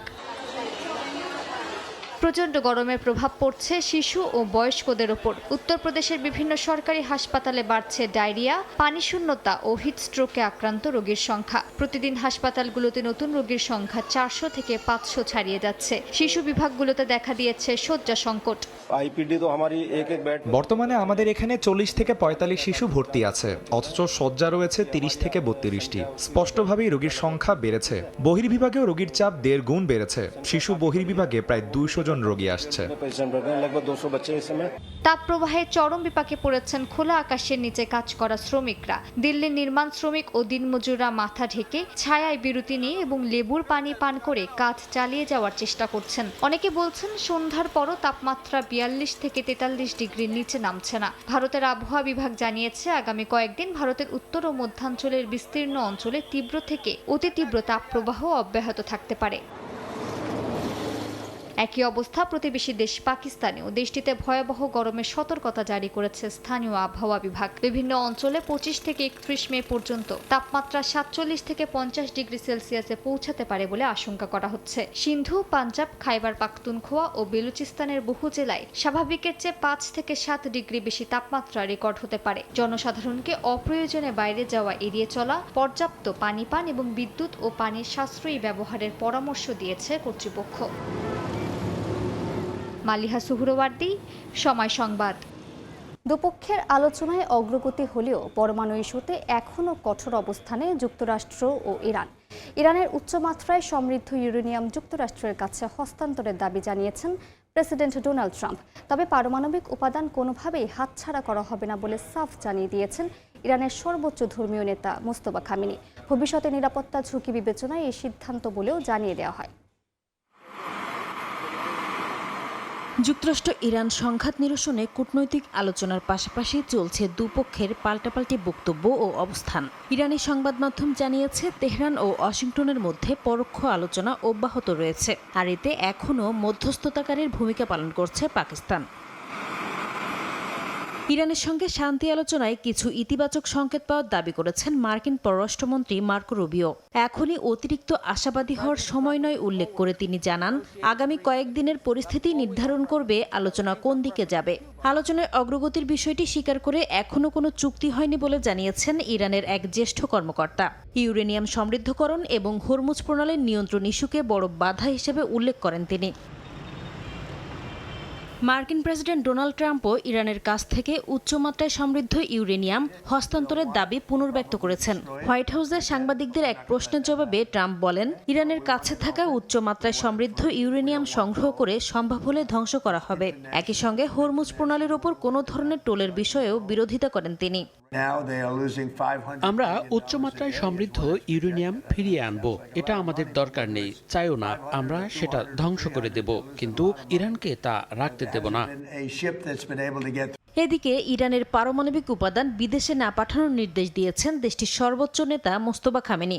ইউরেনিয়াম বাইরে পাঠালে ভবিষ্যতে তেহরানের ওপর যুক্তরাষ্ট্র ও ইসরায়েলের হামলার ঝুঁকি আরও বাড়ার আশঙ্কা থেকে এ সিদ্ধান্ত নেওয়া হয়েছে বলে জানায় রয়টার্স। তবে যুক্তরাষ্ট্রের জন্য ইরান নিজেই পারমাণবিক উপাদানকে কম শক্তিশালী বা কম ঘনত্বে পরিণত করবে বলেও তথ্য উঠে এসেছে বিভিন্ন সংবাদ মাধ্যমে। ইরানের সঙ্গে যুদ্ধের সময় ইসরায়েলকে রক্ষা করতে যুক্তরাষ্ট্রের ক্ষেপণাস্ত্র প্রতিরক্ষা মজুতের বড় অংশ শেষ হয়ে গেছে বলে জানিয়েছে দ্য ওয়াশিংটন পোস্ট। এদিকে ফক্স নিউজের নতুন এক জরিপে দেখা গেছে 60% আমেরিকান ইরানের সঙ্গে চলমান যুদ্ধের বিরোধিতা করছে। বাড়ছে জনমনে অসন্তোষও। নাসরিন রুমি, সময় সংবাদ। গাজায় বিভিন্ন এলাকায় ইসরায়েলি হামলায় অন্তত 5 জন নিহত হয়েছেন। চিকিৎসা সূত্র জানায় এই ঘটনায় বেশ কয়েকজন আহত হয়েছেন। এদিকে গাজাগামী একটি ফ্লোটিলা থেকে আটক শতাধিক কর্মী তুরস্কে পৌঁছেছেন। তারা অভিযোগ করেছেন আটক অবস্থায় তাদের উপর নির্যাতন ও দুর্ব্যবহার করা হয়েছে। এদিকে গাজার ভবিষ্যৎ নিয়ে যুক্তরাষ্ট্রের প্রেসিডেন্ট ডোনাল্ড ট্রাম্পের বোর্ড অফ পিস পরিকল্পনাও স্থবির অবস্থায় রয়েছে। যুদ্ধবিরতির আলোচনা চললেও গাজা জুড়ে থেমে নেই হামলা পাল্টা আক্রমণ। স্থানীয় সময় বৃহস্পতিবার গাজার দক্ষিণাঞ্চল খান ইউনিসের আল মাওয়াসি এলাকায় বিমান হামলা চালায় ইসরায়েলি বাহিনী। বাস্তুচ্যুতদের একটি তাঁবু লক্ষ্য করে চালানো হামলায় কয়েকজন ফিলিস্তিনি হতাহত হন। এলাকাটি বর্তমানে হাজার হাজার বাস্তুচ্যুত মানুষের আশ্রয়স্থল হিসেবে ব্যবহৃত হচ্ছে। বৃহস্পতিবার রাত থেকেই আলাদা হামলায় আরও কয়েকজন নিহত হয়েছেন, যাদের মধ্যে শিশুও রয়েছে। মানবিক সহায়তা সংস্থাগুলো বলছে, নিরাপদ আশ্রয়েও এখনো মানুষ নিরাপত্তাহীনতার মধ্যে রয়েছে। অন্যদিকে ইসরায়েল বলছে তারা হামাসের অবস্থান লক্ষ্য করেই অভিযান চালাচ্ছে। তবে বেসামরিক হতাহতের ঘটনায় নতুন করে উদ্বেগ বাড়ছে আন্তর্জাতিক মহলে। এদিকে গাজাগামী একটি ফটিলা থেকে আটক শতাধিক কর্মী বৃহস্পতিবার তুরস্কে পৌঁছেছেন। তারা অভিযোগ করেন আটক অবস্থায় তাদের উপর নির্যাতন ও দুর্ব্যবহার করা হয়েছে। অনেকের শরীরে আঘাতের চিহ্ন পাওয়ার কথাও জানিয়েছেন প্রত্যক্ষদর্শীরা। এর আগে আন্তর্জাতিক জলসীমায় নৌযান আটক করার ঘটনায় ইসরায়েলের বিরুদ্ধে পশ্চিমা দেশগুলোতে শুরু হয়েছে তীব্র সমালোচনা। ঘটনাটি নিয়ে উদ্বেগ প্রকাশ করেছে যুক্তরাষ্ট্র সহ একাধিক পশ্চিমা দেশ। তবে ইসরায়েল এসব অভিযোগ অস্বীকার করে আসছে। অন্যদিকে গাজার ভবিষ্যৎ নিয়ে যুক্তরাষ্ট্রের প্রেসিডেন্ট ডোনাল্ড ট্রাম্পের বোর্ড অব পিস পরিকল্পনা কার্যত স্থবির হয়ে পড়েছে। জাতিসংঘে তার বিশেষ দূত নিকোলাই সতর্ক করে বলেন, গাজা বিভক্ত হয়ে পড়ার ঝুঁকি তৈরি হয়েছে। জানান, হামাস অস্ত্র না ছাড়লে পুনর্গঠন ও অর্থায়ন কার্যত অসম্ভব হয়ে যাবে। অন্যদিকে হামাস এই মন্তব্য প্রত্যাখ্যান করে জানায়, এটি দখলদার বাহিনীর আগ্রাসন ও অবরোধ আরও কঠোর করার অজুহাত তৈরির চেষ্টা। মানবাধিকার সংস্থাগুলো বলছে, যুদ্ধবিরতির আশ্বাস থাকলেও গাজায় ত্রাণ প্রবেশ এখনো সীমিত। শিউলি রোসা, সময় সংবাদ। উত্তেজনার মধ্যেও কিউবাকে মানবিক সহায়তা দেওয়ার ঘোষণা দিয়েছেন যুক্তরাষ্ট্রের প্রেসিডেন্ট ডোনাল্ড ট্রাম্প। জানান, ক্যারিবীয় অঞ্চলে মার্কিন বিমানবাহী রণতরী ইউএসএস নিমিৎসের উপস্থিতি ভয় দেখানোর উদ্দেশ্য নয়, বরং মানবিক দৃষ্টিকোণ থেকে কিউবার পাশে থাকতে চায় যুক্তরাষ্ট্র। কিউবার সাবেক প্রেসিডেন্ট রাউল কাস্ত্রোর বিরুদ্ধে পুরনো হত্যাকাণ্ডের অভিযোগ আনার পর দুই দেশের সম্পর্ক আরও উত্তপ্ত হয়েছে। এদিকে মার্কিন পররাষ্ট্রমন্ত্রী মার্কো রুবিও বলেছেন, দুই দেশের মধ্যে আলোচনার সম্ভাবনা এখন খুবই সীমিত। তবে কিউবা যুক্তরাষ্ট্রের দেয়া $10 কোটি মানবিক সহায়তা গ্রহণ করেছে বলেও জানান রুবিও। পুরনো ক্ষত আবারও উস্কে দিয়েছে ওয়াশিংটন হাভানা সম্পর্ক। 1996 সালের কিউবা আকাশসীমায় দুটি বিমান ভূপাতিত করার ঘটনায় 4 জন নিহত হন। সেই ঘটনার প্রেক্ষিতে সম্প্রতি কিউবার সাবেক প্রেসিডেন্ট রাউল কাস্ত্রোর বিরুদ্ধে হত্যার অভিযোগ আনে মার্কিন বিচার বিভাগ। তবে এই ঘটনাকে জঘন্য অপরাধ বলে প্রত্যাখ্যান করেছে হাভানা। কিউবার অভিযোগ, সামরিক পদক্ষেপের অজুহাত তৈরি করতেই এই মামলা সামনে এনেছে ওয়াশিংটন। এরই মধ্যেই ক্যারিবীয় অঞ্চলে পৌঁছেছে মার্কিন বিমান বাহিনী রণতরী ইউএসএস নিমিৎজ। সময়টা প্রায় একই হওয়ায় নতুন করে জল্পনা তৈরি হয়েছে দুই দেশের সম্পর্কে। তবে পরিস্থিতি আরও উত্তপ্ত হবে না বলে আশ্বাস দিয়েছেন মার্কিন প্রেসিডেন্ট ডোনাল্ড ট্রাম্প। বুধবার ওভাল অফিসে সাংবাদিকদের সঙ্গে কথা বলেন ট্রাম্প। তিনি দাবি করেন, ইউএসএস নিমিৎজের উপস্থিতি কিউবাকে ভয় দেখানোর জন্য নয়, বরং মানবিক কারণেই কিউবাকে সহায়তা করতে চায় যুক্তরাষ্ট্র। বিশেষ করে কিউবান ও আমেরিকানদের দেশে ফিরে সহায়তার সুযোগ করে দিতে চান বলেও জানান তিনি। মার্কিন সাউদার্ন কমান্ড জানিয়েছে, বৈশ্বিক স্থিতিশীলতা নিশ্চিত করতেই ক্যারিবীয় অঞ্চলে রণতরী মোতায়েন করা হয়েছে। অন্যদিকে নিষেধাজ্ঞা ও তেল অবরোধের মাধ্যমে কিউবার উপর চাপ অব্যাহত রেখেছে ওয়াশিংটন। স্থানীয় সময় বৃহস্পতিবার সাংবাদিকদের সঙ্গে আলাপে মার্কিন পররাষ্ট্রমন্ত্রী মার্কো রুবিও বলেন, বর্তমান পরিস্থিতিতে কিউবার সঙ্গে সমঝোতার সম্ভাবনা খুবই কম। তবে তারা আলোচনার জন্য সবসময় প্রস্তুত, যদি পরিস্থিতি পরিবর্তন হয়। রুবিও জানান, যুক্তরাষ্ট্রের দেয়া $10 কোটি মানবিক সহায়তা গ্রহণ করেছে কিউবা। 1959 সালের বিপ্লবের পর কিউবা কমিউনিস্ট শাসনের অধীনে। সব মিলিয়ে কূটনৈতিক টানাপোড়েনের মধ্যেও যুক্তরাষ্ট্র কিউবা সম্পর্ক এখনও অনিশ্চয়তার দোলাচলে। তবে কূটনৈতিক যোগাযোগ চালু থাকায় পরিস্থিতি দ্রুত বদলাতে পারে বলেও মনে করছেন বিশ্লেষকরা। আগামী দিনগুলোতে দুই দেশের সম্পর্কে নতুন কোনো অগ্রগতি আসতে পারে বলেও ধারণা তাদের। শিউলি রোসা, সময় সংবাদ। এভারেস্ট জয়ের নতুন রেকর্ড করল পর্বতারোহীরা। বুধবার নেপাল অংশ দিয়ে একদিনে রেকর্ড 274 জন সফলভাবে বিশ্বের সর্বোচ্চ শৃঙ্গের চূড়ায় পা রাখেন। এর আগে 2019 সালের 22 মে একদিনে 223 জন পর্বতারোহী শৃঙ্গটিতে উঠেছিলেন। দুর্ঘটনা এড়াতে ভবিষ্যতে একদিনে 250 জনের বেশি পর্বতারোহীকে চূড়ায় উঠতে না দেওয়ার পরিকল্পনা করছে নেপাল। হিমালয়ের চূড়ায় ওঠার অবিশ্বাস্য রেকর্ড গড়লেন 274 জন দুঃসাহসী। বুধবার নেপাল অংশ দিয়ে মাত্র একদিনে তারা পা রেখেছেন বিশ্বের সর্বোচ্চ শৃঙ্গে। একজন বাদে বাকি সব পর্বতারোহী শেরপাদের সহায়তায় বোতলজাত অক্সিজেন ব্যবহার করে চূড়ায় পৌঁছান। কেবল ইকুয়েডরের পর্বতারোহী মার্সেলো সেগোভিয়া কোনো গাইড এবং অক্সিজেন সিলিন্ডার ছাড়াই এভারেস্ট জয় করেন। নেপালের এক্সপেডিশন অপারেটর্স অ্যাসোসিয়েশনের সাধারণ সম্পাদক ঋষি ভান্ডারী এই তথ্য নিশ্চিত করেছেন। পর্বতারোহীদের এমন উপচে পড়া ভিড়ের কারণে এভারেস্টে ট্রাফিক জ্যাম বা দীর্ঘ লাইনের সৃষ্টি হচ্ছে, যা চরম ঝুঁকিপূর্ণ। বিশেষ করে চূড়ার ঠিক নিচে ডেথ জোন নামের পরিচিত এলাকায় অক্সিজেনের মাত্রা মানবদেহের টিকে থাকার জন্য মারাত্মকভাবে কমে যায়। সেখানে দীর্ঘ সময় আটকে থাকা আরোহীদের জীবনের জন্য বড় হুমকি। তবে ঋষি ভান্ডারী জানান, আরোহীরা এভারেস্টের 5400 থেকে 8800 মিটার পর্যন্ত বিভিন্ন ক্যাম্পে ছড়িয়ে থাকায় তাদের ভিড় এক জায়গায় হচ্ছে না। বিশেষজ্ঞরা দীর্ঘদিন ধরে নেপাল সরকারের ঢালাওভাবে অনুমতি দেওয়ার নীতির সমালোচনা করে আসছেন। অতিরিক্ত ভিড় ও অনভিজ্ঞ আরোহীদের কারণে দুর্ঘটনা এড়াতে নেপাল সরকার এরই মধ্যে ফি বৃদ্ধি এবং কঠোর নিয়ন্ত্রণ ব্যবস্থা চালুর উদ্যোগ নিয়েছে। চলতি বছর নেপাল সরকার প্রতিটি $15,000 মূল্যে মোট 494টি আরোহণের অনুমতিপত্র বা পারমিট ইস্যু করেছে। যদিও আয়োজকরা মনে করছেন এভারেস্টের ধারণ ক্ষমতা অনুযায়ী 5 থেকে 600 জন পর্বতারোহী এবং একই সংখ্যক শেরপা গাইড থাকা স্বাভাবিক। তবুও দুর্ঘটনা এড়াতে ভবিষ্যতে একদিনে 250 জনের বেশি আরোহীকে চূড়ার দিকে যেতে না দেওয়ার পরিকল্পনা করা হচ্ছে। এর আগে 2019 সালের 22 মে একদিনে সর্বোচ্চ 223 জন আরোহী চূড়ায় উঠেছিলেন। নাদিম মারজান, সময় সংবাদ। পাকিস্তানকে হোয়াইট ওয়াশ করায় বোর্ডের পক্ষ থেকে নির্ধারিত বোনাস ফিরিয়ে দিয়েছেন ক্রিকেটাররা। বরং বোনাসের পরিবর্তে উন্নত মানের জিমনেশিয়াম আর সুইমিং পুল করে দেওয়ার দাবি তাদের। ক্রিকেট বোর্ডও তা মেনে নিয়েছে। পাশাপাশি বদলে ফেলা হচ্ছে হাই পারফরমেন্স ইউনিট। বয়সের সীমা তুলে দিয়ে সর্বোচ্চ গুরুত্ব দেওয়ার পরিকল্পনা তামিম ইকবালের। বাংলাদেশ ক্রিকেট বোর্ডের একটা জিমনেশিয়াম রয়েছে, যেখানে ডাম্বল আর ট্রেডমিল বাদে অনুপস্থিত সবকিছুই। নেই জাতীয় দলের জন্য কোনো নির্ধারিত সুইমিং পুলের ব্যবস্থা। আপাতত দেশের ক্রিকেট এখানেই বন্দী। তারকা ক্রিকেটাররা ব্যক্তিগত উদ্যোগে বাইরের জিম ব্যবহার করলেও বাকিদের নেই কোনো উপায়। তবে ভাগ্য পাল্টাচ্ছে এবার। পাকিস্তানকে হোয়াইট ওয়াশ করায় ক্রিকেটারদের জন্য আর্থিক বোনাসের বরাদ্দ রেখেছিল ক্রিকেট বোর্ড। তবে সে প্রস্তাব ফিরিয়ে দিয়েছে নাজমুল হোসেন শান্তরা। বরং ওই অর্থ দিয়ে হোম অফ ক্রিকেটে আধুনিক জিম আর সুইমিং পুল তৈরির দাবি। ক্রিকেট বোর্ডও সে দাবি মেনে নিয়েছে। প্লেয়ারদের তরফ থেকেও একটা জিনিস এসেছে যেটা আমি খুব অ্যাপ্রিসিয়েট করি, যে ওরা বলছে যে ভাইয়া বোনাস আমাদের দরকার নেই, বাট আপনি যদি একটা খুব সুন্দর করে একদম best of the best facilities দিয়ে জিমটা আর সাথে সুইমিং পুলটা যদি করে দেন, তাহলে আমরা এটা আমাদের বোনাস হিসাবে কাউন্ট করে নিব। যে ইকুইপমেন্টসগুলো এখন ওয়ার্ল্ডের বেস্ট কোম্পানিজ যেগুলো আছে তাদের সাথে আমরা অলরেডি যোগাযোগ করা শুরু করেছি। তাদের best of the best equipments দিয়ে একটা সুন্দর করে একটা প্রপার ন্যাশনাল টিম বা একটা ন্যাশনাল জিম যেরকম হওয়া উচিত এই জিমটা করে দিব। তার ঠিক সামনে একটা জায়গা দেখবেন যে খালি জায়গা আছে, এই জায়গায় একটা স্টিল স্ট্রাকচার করে এনএসসির পারমিশন নিয়ে স্টিল স্ট্রাকচার করে ওখানে সুইমিং পুল, আইস বাথ আর হট বাথের জন্য একটা ফ্যাসিলিটিস ক্রিয়েট করে দেওয়া হবে with changing room and everything. শুধুমাত্র অবকাঠামোগত নয়, তামিম ইকবাল গুরুত্ব দিচ্ছেন দেশের ক্রিকেট পাইপলাইনেও। জাতীয় দল নির্ভরতা কাটিয়ে তার মনোযোগ হাই পারফরমেন্স ইউনিটের ওপর। এরই মধ্যে এইচপির হেড কোচের দায়িত্ব দেয়া হয়েছে মোহাম্মদ সালাউদ্দিনকে।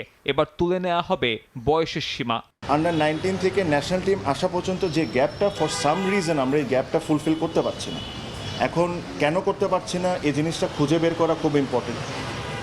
আমার কাছে ব্যক্তিগতভাবে মনে হয় যে এইচপিকে যদি আমি এজ লিমিটটা বের করে দিই, যদি এখানে কোনো এজ লিমিট থাকতে পারবে না, তাহলে এটা একটা জিনিস চেষ্টা করে দেখা যায়। তবে এসব কাজ সম্পন্ন করতে হলে নির্বাচনী বৈতরণী পার হয়ে আসতে হবে তামিম ইকবালের। সাবেক এই অধিনায়ক অবশ্য আশাবাদী 7 জুন পক্ষে আসবে ভোটের রায়। সাব্বির মিথুন, সময় সংবাদ। বিসিবি পরিচালক হতে আগ্রহী 39 জন, যেখানে ক্যাটাগরি 1 আর 2 থেকে 19 জন করে, আর ক্যাটাগরি 3 থেকে ফর্ম কিনেছেন একজন।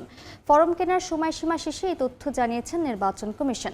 তবে শেষ পর্যন্ত কারা নির্বাচন করতে পারবেন তার চূড়ান্ত তালিকা জানা যাবে আগামী 25 মে। নির্বাচন কমিশন না জানালেও ক্যাটাগরি 3 থেকে বিনা প্রতিদ্বন্দ্বিতায় নির্বাচিত হতে যাচ্ছেন সিরাজউদ্দিন মোহাম্মদ আলমগীর। বাংলাদেশ ক্রিকেট বোর্ডে এখন নির্বাচনী উত্তাপ।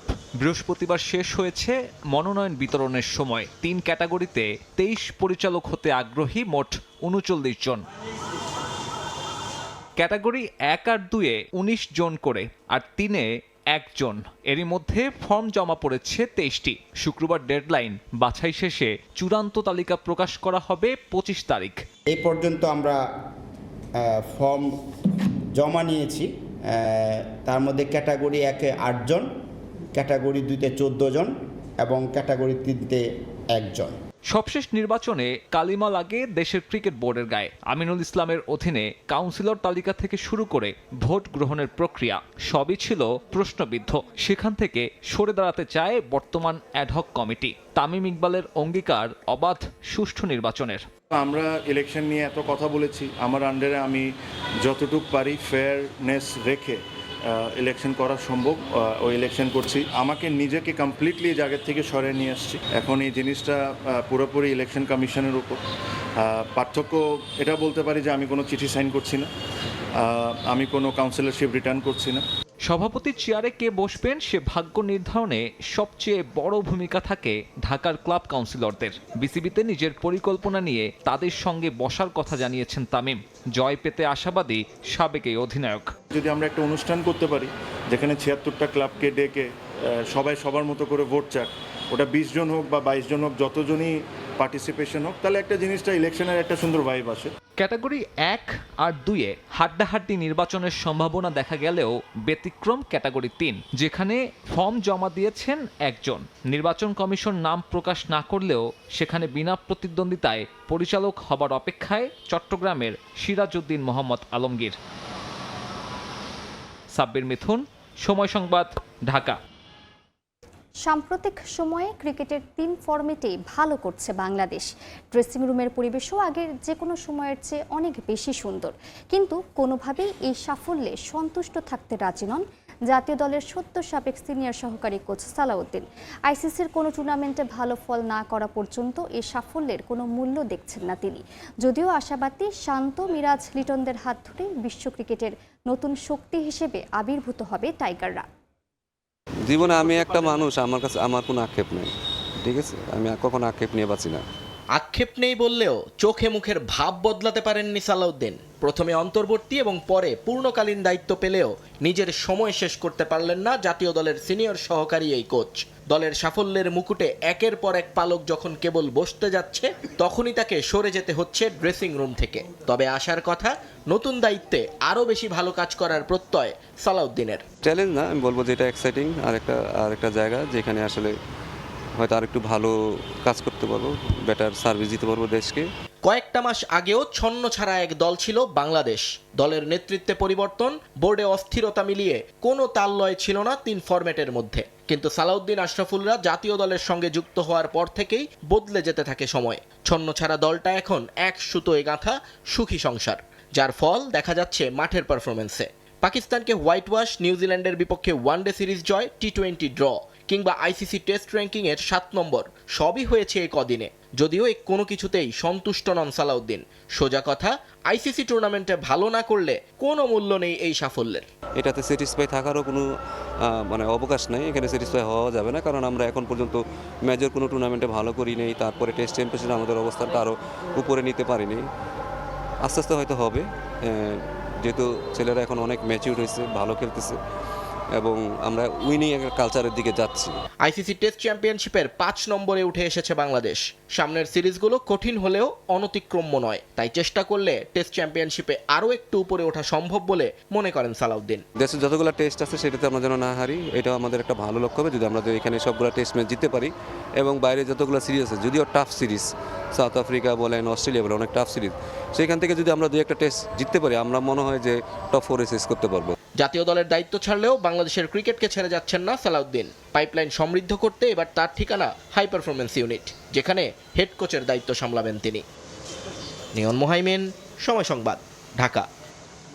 আগামী 12 জুন ইংল্যান্ডে শুরু হবে নারী টি-20 বিশ্বকাপের 10ম আসর। সংক্ষিপ্ত সংস্করণের বিশ্বকাপ খেলতে যাওয়া বাংলাদেশ নারী ক্রিকেট দলকে শুভকামনা জানালো ঢাকার ব্রিটিশ দূতাবাস। অনুষ্ঠানে উপস্থিত হয়ে দলকে শুভেচ্ছা জানান প্রধানমন্ত্রী কন্যা জাইমা রহমান। বিশ্বকাপের মতো বৈশ্বিক মঞ্চে নারীদের অংশগ্রহণ শুধু ক্রীড়াক্ষেত্রে নয়, সামগ্রিক সমাজেও নারীর ক্ষমতায়ন বহুগুণ বাড়িয়ে দেয় বলে জানান ব্রিটিশ হাইকমিশনার সারা কুক।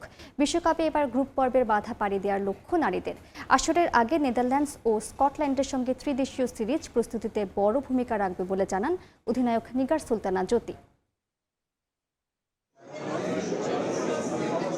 12 জুন থেকে যুক্তরাজ্যে শুরু হচ্ছে নারী টি-20 বিশ্বকাপ। সংক্ষিপ্ত সংস্করণের 10ম আসরে অংশ নেবে 12 দল। বিশ্বকাপে এবার গ্রুপ 1-এ আছে টাইগ্রেস। কঠিন গ্রুপে তাদের প্রতিপক্ষ হিসেবে আছে Australia, Bharat, South Africa, Netherlands ও পাকিস্তান। বিশ্বকাপের উদ্দেশ্যে দেশ ছাড়ার আগে বাংলাদেশ নারী ক্রিকেট দলের সৌজন্যে ঘরোয়া অনুষ্ঠানের আয়োজন করে ঢাকার ব্রিটিশ দূতাবাস।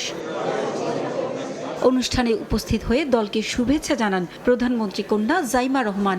এ সময় ক্রিকেটারদের প্রস্তুতির খোঁজ খবর নেন তিনি। বিশ্বমঞ্চে বাংলাদেশকে প্রতিনিধিত্ব করা ক্রিকেটারদের সঙ্গে শুভেচ্ছা বিনিময় করেন জাইমা। অনুষ্ঠানে ইংল্যান্ডে আয়োজিত বিশ্বকাপে জ্যোতিদের শুভকামনা জানান British high commissioner Sarah Cook. Bangladesh নারী ক্রিকেট দলকে শুভকামনা। বিশ্বকাপ বাংলাদেশ নারী ক্রিকেট দলের জন্য চমৎকার সুযোগ।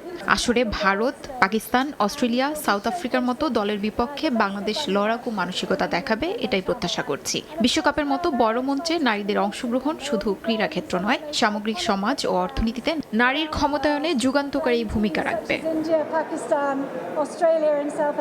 সবশেষ শ্রীলঙ্কার নারী দলের বিপক্ষে 2-1 ওয়ানডে সিরিজ হারলেও টি-20 সিরিজে হোয়াইট ওয়াশ হয় বাংলাদেশ। বিশ্বকাপের আগে স্কটল্যান্ড ও নেদারল্যান্ডসের সঙ্গে একটি ত্রিদেশীয় সিরিজ খেলবে জ্যোতিরা। বিশ্বকাপের প্রস্তুতিতে তা ভালোভাবে কাজে আসবে বলে মনে করেন অধিনায়ক। দলগত চেষ্টায় এবার গ্রুপ পর্ব পাড়ি দেওয়ার লক্ষ্য তার। ব্যাটারদের আরো ভালো করার তাগিদ দিলেন জ্যোতি। এবার আমাদের অনেক বড় পসিবিলিটি আছে, বাট সেটা ডিপেন্ড করবে আসলে টিম ওয়াইজ আমরা কিভাবে রিয়াক্ট করতেছি, এবং আমি বলবো যে স্পেশালি ব্যাটাররা কেমন ব্যাটিং করতেছে, কারণ এটা অনেক বড় একটা কনসার্নের জায়গা। যদি আমরা রান স্কোর বোর্ডে দাঁড়া করাতে পারে, আমার কাছে মনে হয় আমাদের ওই অ্যাসেটটা আছে টিমের ভিতরে, যে বলারগুলো আছে তারা আসলে যে কোনো সময় যে কোনো মুহূর্তে আসলে টিমের রেজাল্ট ঘুরিয়ে দিতে পারে। আমাদের জন্য একটা গ্রেটেস্ট অপরচুনিটি বলবো যে আমাদের নিজেদেরকে ওয়ার্ল্ড কাপের আগে ভালোভাবে ঝালিয়ে নেওয়া, এবং নেদারল্যান্ডের সাথে যেহেতু আমাদের ফার্স্ট খেলা হচ্ছে ওয়ার্ল্ড কাপের, সো এটা আমাদের জন্য একটা ভালো একটা সাইড হবে যে আমরা আমাদের ধারণাটা থাকবে এবং আমরা আসলে কী ওয়েতে কী কম্বিনেশনে তাদের এগেনস্টে গেলে ভালো হবে। এবং সবসময় জানেন যে টুর্নামেন্টের ফার্স্ট ম্যাচ অনেক বেশি ইম্পর্টেন্ট হয়,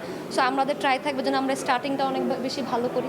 আগামী 14 জুন নেদারল্যান্ডসের বিপক্ষে ম্যাচ দিয়ে শুরু হবে নারী দলের বিশ্বকাপ অভিযান। পারভিন আক্তার, সময় সংবাদ, ঢাকা। রাজধানীর পল্লবীতে শিশু রামিসাকে ধর্ষণের পর নৃশংসভাবে হত্যার ঘটনায় ক্ষুব্ধ ক্রিকেটাররা। ভবিষ্যতে এমন ঘটনার পুনরাবৃত্তি যেন আর না হয় সে দাবি জানিয়েছেন শান্ত নাহিদ রানারা। ধর্ষকের দৃষ্টান্তমূলক শাস্তি চেয়েছেন ক্রিকেটাররা। মৃত্যু আমাদের সবাইকে নাড়িয়ে দিয়েছে। ছোট্ট রামিসার পরিবারের প্রতি আমাদের গভীর সমবেদনা। শিশুরা যাতে নিরাপদে বেড়ে উঠতে পারে সেটি নিশ্চিত করা পরিবার, সমাজ ও রাষ্ট্রের সবার দায়িত্ব। আমরা চাই দ্রুত ও সুষ্ঠু তদন্তের মাধ্যমে দোষীর সর্বোচ্চ শাস্তি নিশ্চিত করা হোক। প্রতিটি শিশুর নিরাপত্তা নিশ্চিত করা আমাদের সকলের দায়িত্ব। শিশু রামিসার ওপর সংঘটিত নৃশংসতার বিচারের দাবিতে আজ আমরা ঐক্যবদ্ধ। শিশুদের নিরাপত্তা রক্ষায় কোনো আপোষ নয়। We demand justice. We demand justice. We demand justice. We demand justice. Coach ইস্যুতে উত্তপ্ত বাফুফে ভবন। কোচ হিসেবে থমাস ডুলিকে নিয়োগের গুঞ্জনে দ্বিতীয় দিনের মতো ফেডারেশনের সামনে আন্দোলন করেছেন একদল ক্ষুব্ধ সমর্থক। ক্রীড়া প্রতিমন্ত্রীর বাজেট বরাদ্দের অঙ্গীকারের পরও কেন হামজা শমীদদের জন্য ভালো মানের কোচ নিয়োগ দিচ্ছে না বাফুফে, এমন প্রশ্ন তাদের। এ সময় বাফুফের সিন্ডিকেট বন্ধের দাবিও তোলেন তারা। জাতীয় দলের হেড কোচ নিয়োগ দিতে গিয়ে রীতিমতো মহাকাব্য রচনা করতে যাচ্ছে বাংলাদেশ ফুটবল ফেডারেশন। কোচ নিয়োগে কালক্ষেপণ, একের পর এক ডেডলাইন দিয়েও কথা রাখতে না পারা, বাফুফের তালিকা থেকে বড় কোচদের নাম বাদ পড়ায় ফেডারেশনের উপর ক্ষুব্ধ একদল সমর্থক। ফেডারেশনের সিন্ডিকেট বাতিলের দাবি সহ ব্যানার হাতে বাফুফের সামনে বিক্ষোভ করেছেন ক্ষুব্ধ সমর্থকরা। তাদের দাবি, ক্রীড়া প্রতিমন্ত্রীর কোচের জন্য বাজেট দেওয়ার পরেও কেন হামজা সমিতদের জন্য ভালো মানের কোচ আনতে পারছে না ফুটবল ফেডারেশন। ফুটবলের কোনো সিন্ডিকেট আমরা থাকতে দিব না। কোচ নিয়ে, দেশ নিয়ে যখন দেশের প্রশ্ন আসবে আমরা সবসময় মাঠে নামবো। 60 বছরের ঊর্ধ্বে যে কোচকে তারা বিবেচনায় নিবে না, প্রথমেই বলছে, ওই কোচকে এখন কিভাবে তারা আরো হাই প্রোফাইল কোচ যারা ছিল তাদেরকে টপকে ওই কোচকে কেন তারা কি উদ্দেশ্যে আনতে যাচ্ছে, এটা আমরা আসলে আমাদের কাছে এই জিনিসটা বোধগম্য না। এদিকে বারবার সময় দিয়েও এখনো কোনো কোচের সঙ্গে আনুষ্ঠানিক চুক্তি করেনি বাফুফে। তবে ফেডারেশনের বেশ কয়েকটি সূত্রের খবর, যুক্তরাষ্ট্রের সাবেক ফুটবলার ও সহকারী কোচ থমাস ডুলির সঙ্গে মৌখিক চুক্তিতে অনেকটাই এগিয়ে গেছে বাফুফে। এখন শুধু বাকি আনুষ্ঠানিকতার। তবে যে কোনো কোচের অধীনেই খেলতে মানসিকভাবে প্রস্তুত জাতীয় দলের ফুটবলাররা। খেলার মধ্যে থাকায় সান মারিনো ম্যাচে সেরাটা দিতে চান তারা। আমাকে যদি আপনার দায়িত্ব দেয় কোচিং হিসাবে যে আপনি ওনার আন্ডারে আপনি প্র্যাকটিস করতে হবে বা খেলতে হবে, উই ক্যান ডু, আমরা সব কিছুতেই করতে পারি। এখন আমাকে কে বলবে যে বাংলাদেশ স্কলার নিয়ে আসতেছে বা অমুকে আসতেছে তমুক আসতে তাদের আন্ডারে খেলতে হবে, এটা আমি জানি না ভাই। আমাকে যে দায়িত্ব দিবে আমি সেটাতে আমার ওয়ার্ক করতে রাজি। আমি প্রত্যেকটা প্লেয়ার যারা ন্যাশনাল টিমে ডাক পাবে বা পাইছে তারা সবাই খেলাই ছিল, তো সারা চাবে ন্যাশনাল টিমে যে যেন তাদের লেভেল বেস্টটা দিয়ে পারফরমেন্স করতে পারে। বাফুফের সভাপতি আগেই ঘোষণা করেছিলেন নতুন কোচের অধীনে সান মারিনো ম্যাচের জন্য অনুশীলন করবে ফুটবলাররা। আগামী রোববার ক্যাম্প শুরু করবে লাল সবুজ। তার আগেই হেড কোচ চূড়ান্ত করবে বাংলাদেশ ফুটবল ফেডারেশন। ফাহিম ইসলাম, সময় সংবাদ, ঢাকা। ওয়ার্ল্ড আর্চারি এশিয়ার উদ্যোগে বাংলাদেশে অনুষ্ঠিত হতে যাচ্ছে প্রেসিডেন্ট চ্যালেঞ্জ কাপ ও জয়েন্ট ট্রেনিং প্রোগ্রাম, যেখানে অংশগ্রহণ করবে এশিয়ার 20 দেশের আর্চাররা। আগামী 30 জুলাই থেকে 2 আগস্ট পর্যন্ত 4 দিন ব্যাপী ট্রেনিংয়ে স্পোর্টস সায়েন্স, ইনজুরি ও নিউট্রিশন নিয়ে প্রশিক্ষণ নিতে পারবেন অংশগ্রহণ করা আর্চাররা। বাংলাদেশে আয়োজিত হতে যাচ্ছে আর্চারির আরও একটা আন্তর্জাতিক টুর্নামেন্ট। ওয়ার্ল্ড আর্চারির উদ্যোগে আগামী 30 জুলাই থেকে শুরু হতে যাচ্ছে 2026 world archery Asia president challenge cup, যার আয়োজক হতে যাচ্ছে বাংলাদেশ আর্চারি ফেডারেশন। 4 দিন ব্যাপী এই টুর্নামেন্টে আরও থাকছে স্পোর্টস ডিপ্লোমেসি, ইনজুরি সাইকোলজি ও নিউট্রিশন নিয়ে আলাদা কর্মশালা, যেখানে প্রশিক্ষক হিসেবে থাকবেন আন্তর্জাতিক মানের প্রশিক্ষকরা। এর মধ্যেই টুর্নামেন্টের সকল আয়োজন শেষ পর্যায়ে নিয়ে এসেছে ওয়ার্ল্ড আর্চারি এশিয়া। আমাদের কমনওয়েলথ গেমস ফেডারেশন যে বর্তমান সম্মানিত প্রেসিডেন্ট, উনিও আসতেছেন লেকচারার হিসেবে। উনি স্পোর্টস ডিপ্লোমেসি উপর উনি বক্তব্য রাখবে, স্পোর্টসের ইথিক্সের উপর রাখবে, স্পোর্টস ল এর উপর ওনার লেকচারটা থাকবে। সাইকোলজি, ইভেন দেন আমরা নিউট্রিশন নিয়েও এখানে আমাদের থাকবে, স্পোর্টস ইনজুরি নিয়ে থাকবে, আমরা অর্থোপেডিক্সের আসতেছে। যারা এইসব মানে স্পোর্টসের যে ক্ষেত্রে ইনজুরি হওয়ার সম্ভাবনা, সব ধরনের ডাক্তাররা এখানে থাকবে। মোট 120 জন আর্চার অংশ নেবেন প্রেসিডেন্ট কাপ ও জয়েন্ট ট্রেনিং প্রোগ্রামে। এশিয়ার প্রতিটি দেশ থেকে থাকতে পারবেন সর্বোচ্চ 6 জন প্রতিনিধি, যেখানে তরুণ ও নারী আর্চারদের দেওয়া হচ্ছে অগ্রাধিকার। ট্রেনিং প্রোগ্রামে বাংলাদেশের অন্যান্য ফেডারেশনগুলোকেও আমন্ত্রণ জানানোর কথা জানান ওয়ার্ল্ড আর্চারি এশিয়ার সভাপতি কাজী রাজীব উদ্দিন আহমেদ চপল। আমরা চাচ্ছি যে বাংলাদেশে এই ধরনের আন্তর্জাতিক সেমিনার, সিম্পোজিয়ামগুলা বেশি বেশি হলে আমাদের সচেতনতা বাড়বে, আমাদের মানুষের খেলাধুলার প্রতি ঝোঁক বাড়বে, গার্জিয়ানদের বাড়বে, খেলোয়াড়দেরও মেন্টালি বিল্ড আপ থেকে শুরু করে শারীরিক, মানসিক সব দিক দিয়েই তাদের একটা উন্নতি করবে। অন্যান্য ডিসিপ্লিনগুলোতে আমরা দাওয়াত দিব। আমরা বাংলাদেশ অলিম্পিক অ্যাসোসিয়েশনকে ইনভাইট করব, আমরা মিনিস্ট্রিকে ইনভাইট করব, আমরা জাতীয় ক্রীড়া পরিষদকে ইনভাইট করব। এদিকে এই টুর্নামেন্টকে সফল করতে সরকারের সহযোগিতা চেয়েছে ওয়ার্ল্ড আর্চারি এশিয়া।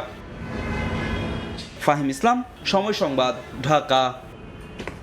যুক্তরাষ্ট্রের মাটিতে ফিফা বিশ্বকাপে অংশগ্রহণ নিয়ে অনিশ্চয়তার মাঝেই ভিসা আবেদনের কাজ শুরু করেছেন ইরানের ফুটবলাররা। বিশ্বকাপের প্রস্তুতির জন্য তুরস্কে ক্যাম্প করছে ইরানিরা। সেখানেই যুক্তরাষ্ট্র ও কানাডার ভিসার জন্য আবেদন করেছেন তারা। সূচি অনুযায়ী গ্রুপ পর্বে ইরানের সব ম্যাচ যুক্তরাষ্ট্রে, নকআউট পর্বে উঠতে পারলে ম্যাচ খেলতে হবে কানাডায়। ইরান কি যুক্তরাষ্ট্রের মাটিতে ফিফা বিশ্বকাপে অংশ নেবে? এ প্রশ্নের উত্তর এখনও অজানা। গত মাসের শেষ দিকে কানাডার ভ্যাঙ্কুভারে ফিফা কংগ্রেসের ঘটনার পর বেশ জটিলই মনে হচ্ছিল সবকিছু। ইরানি গণমাধ্যমের দাবি, অপমানজনক আচরণের কারণে ইরানের ফুটবল ফেডারেশন সভাপতি মেহদি তাজ সহ কয়েকজন কর্মকর্তা দেশে ফিরতে বাধ্য হন। কানাডার পক্ষ থেকে জানানো হয়, ইসলামিক রেভলিউশনারি গার্ড IRGCর সঙ্গে সম্পৃক্ত ব্যক্তির সে দেশে প্রবেশের অনুমতি নেই। এর আগে IRGCর সদস্য ছিলেন মেহদি তাজ, সে কারণেই ফিফা কংগ্রেসে অংশ নিতে পারেননি তিনি। আর ওই ঘটনার জেরে কানাডায় প্রবেশ করা ইরান ফুটবল ফেডারেশনের অন্য কর্মকর্তারাও ফিরে যান। তাই ইরানের কোনো প্রতিনিধি ছাড়াই অনুষ্ঠিত হয় কংগ্রেস। ইরানে যুক্তরাষ্ট্র ও ইসরায়েলের হামলার পর থেকেই যুক্তরাষ্ট্রে ইরান ফুটবল দলের বিশ্বকাপে অংশগ্রহণ নিয়ে জটিলতা তৈরি হয়। ইরানের পক্ষ থেকে অনেকবারই বলা হয়েছে যুক্তরাষ্ট্রে গিয়ে বিশ্বকাপ খেলবে না তারা।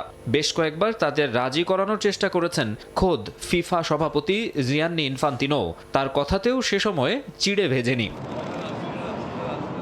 যদিও পরে নমনীয় হয়েছে ইরান, যুক্তরাষ্ট্রের মাটিতে বিশ্বকাপে খেলতে রাজি হয়েছে তারা। তবে রয়েছে শর্ত, IRGCকে অপমান না করার নিশ্চয়তা পেলেই কেবল সে দেশে পা রাখবে ইরান ফুটবল দল। ফিফার পক্ষ থেকে তাদের এ বিষয়ে কোনো গ্যারান্টি দেওয়া হয়েছে কিনা তা এখনো জানা যায়নি। তবে এর মাঝেই ফুটবলারদের জন্য ভিসা প্রসেসিং শুরু করায় স্বস্তি পাচ্ছেন ইরানের ফুটবল প্রেমীরা। বিশ্বকাপ সামনে রেখে তুরস্কে ক্যাম্প করছে ইরানিরা। এরই মধ্যে আঙ্কারায় অবস্থিত যুক্তরাষ্ট্রের দূতাবাসে ভিসার জন্য আবেদন করেছেন ফুটবলাররা। কানাডিয়ান ভিসার জন্য অ্যাপ্লাই করেছে পুরো স্কোয়াড। বেশ কয়েকজন আবেদন করেছেন যুক্তরাষ্ট্রের ভিসার জন্য।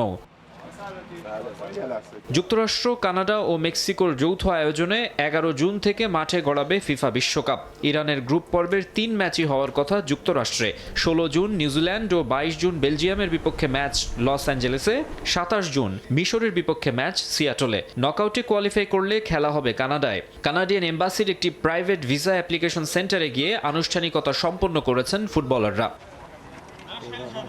29 মে গাম্বিয়ার বিপক্ষে একটি প্রস্তুতি ম্যাচ খেলবে ইরান। এরপরই 26 সদস্যের চূড়ান্ত স্কোয়াড ঘোষণা করবে তারা। মাকসুম আলম খান, সময় সংবাদ। এই ছিল ভোরের সময়। সকালের সময়ের সঙ্গে থাকবেন সাবরিনা মজুমদার। মালিহা, ধন্যবাদ আপনাকে। সকালের সময় নিয়ে আসছি কিছুক্ষণ পর, সঙ্গেই থাকুন সময়ের।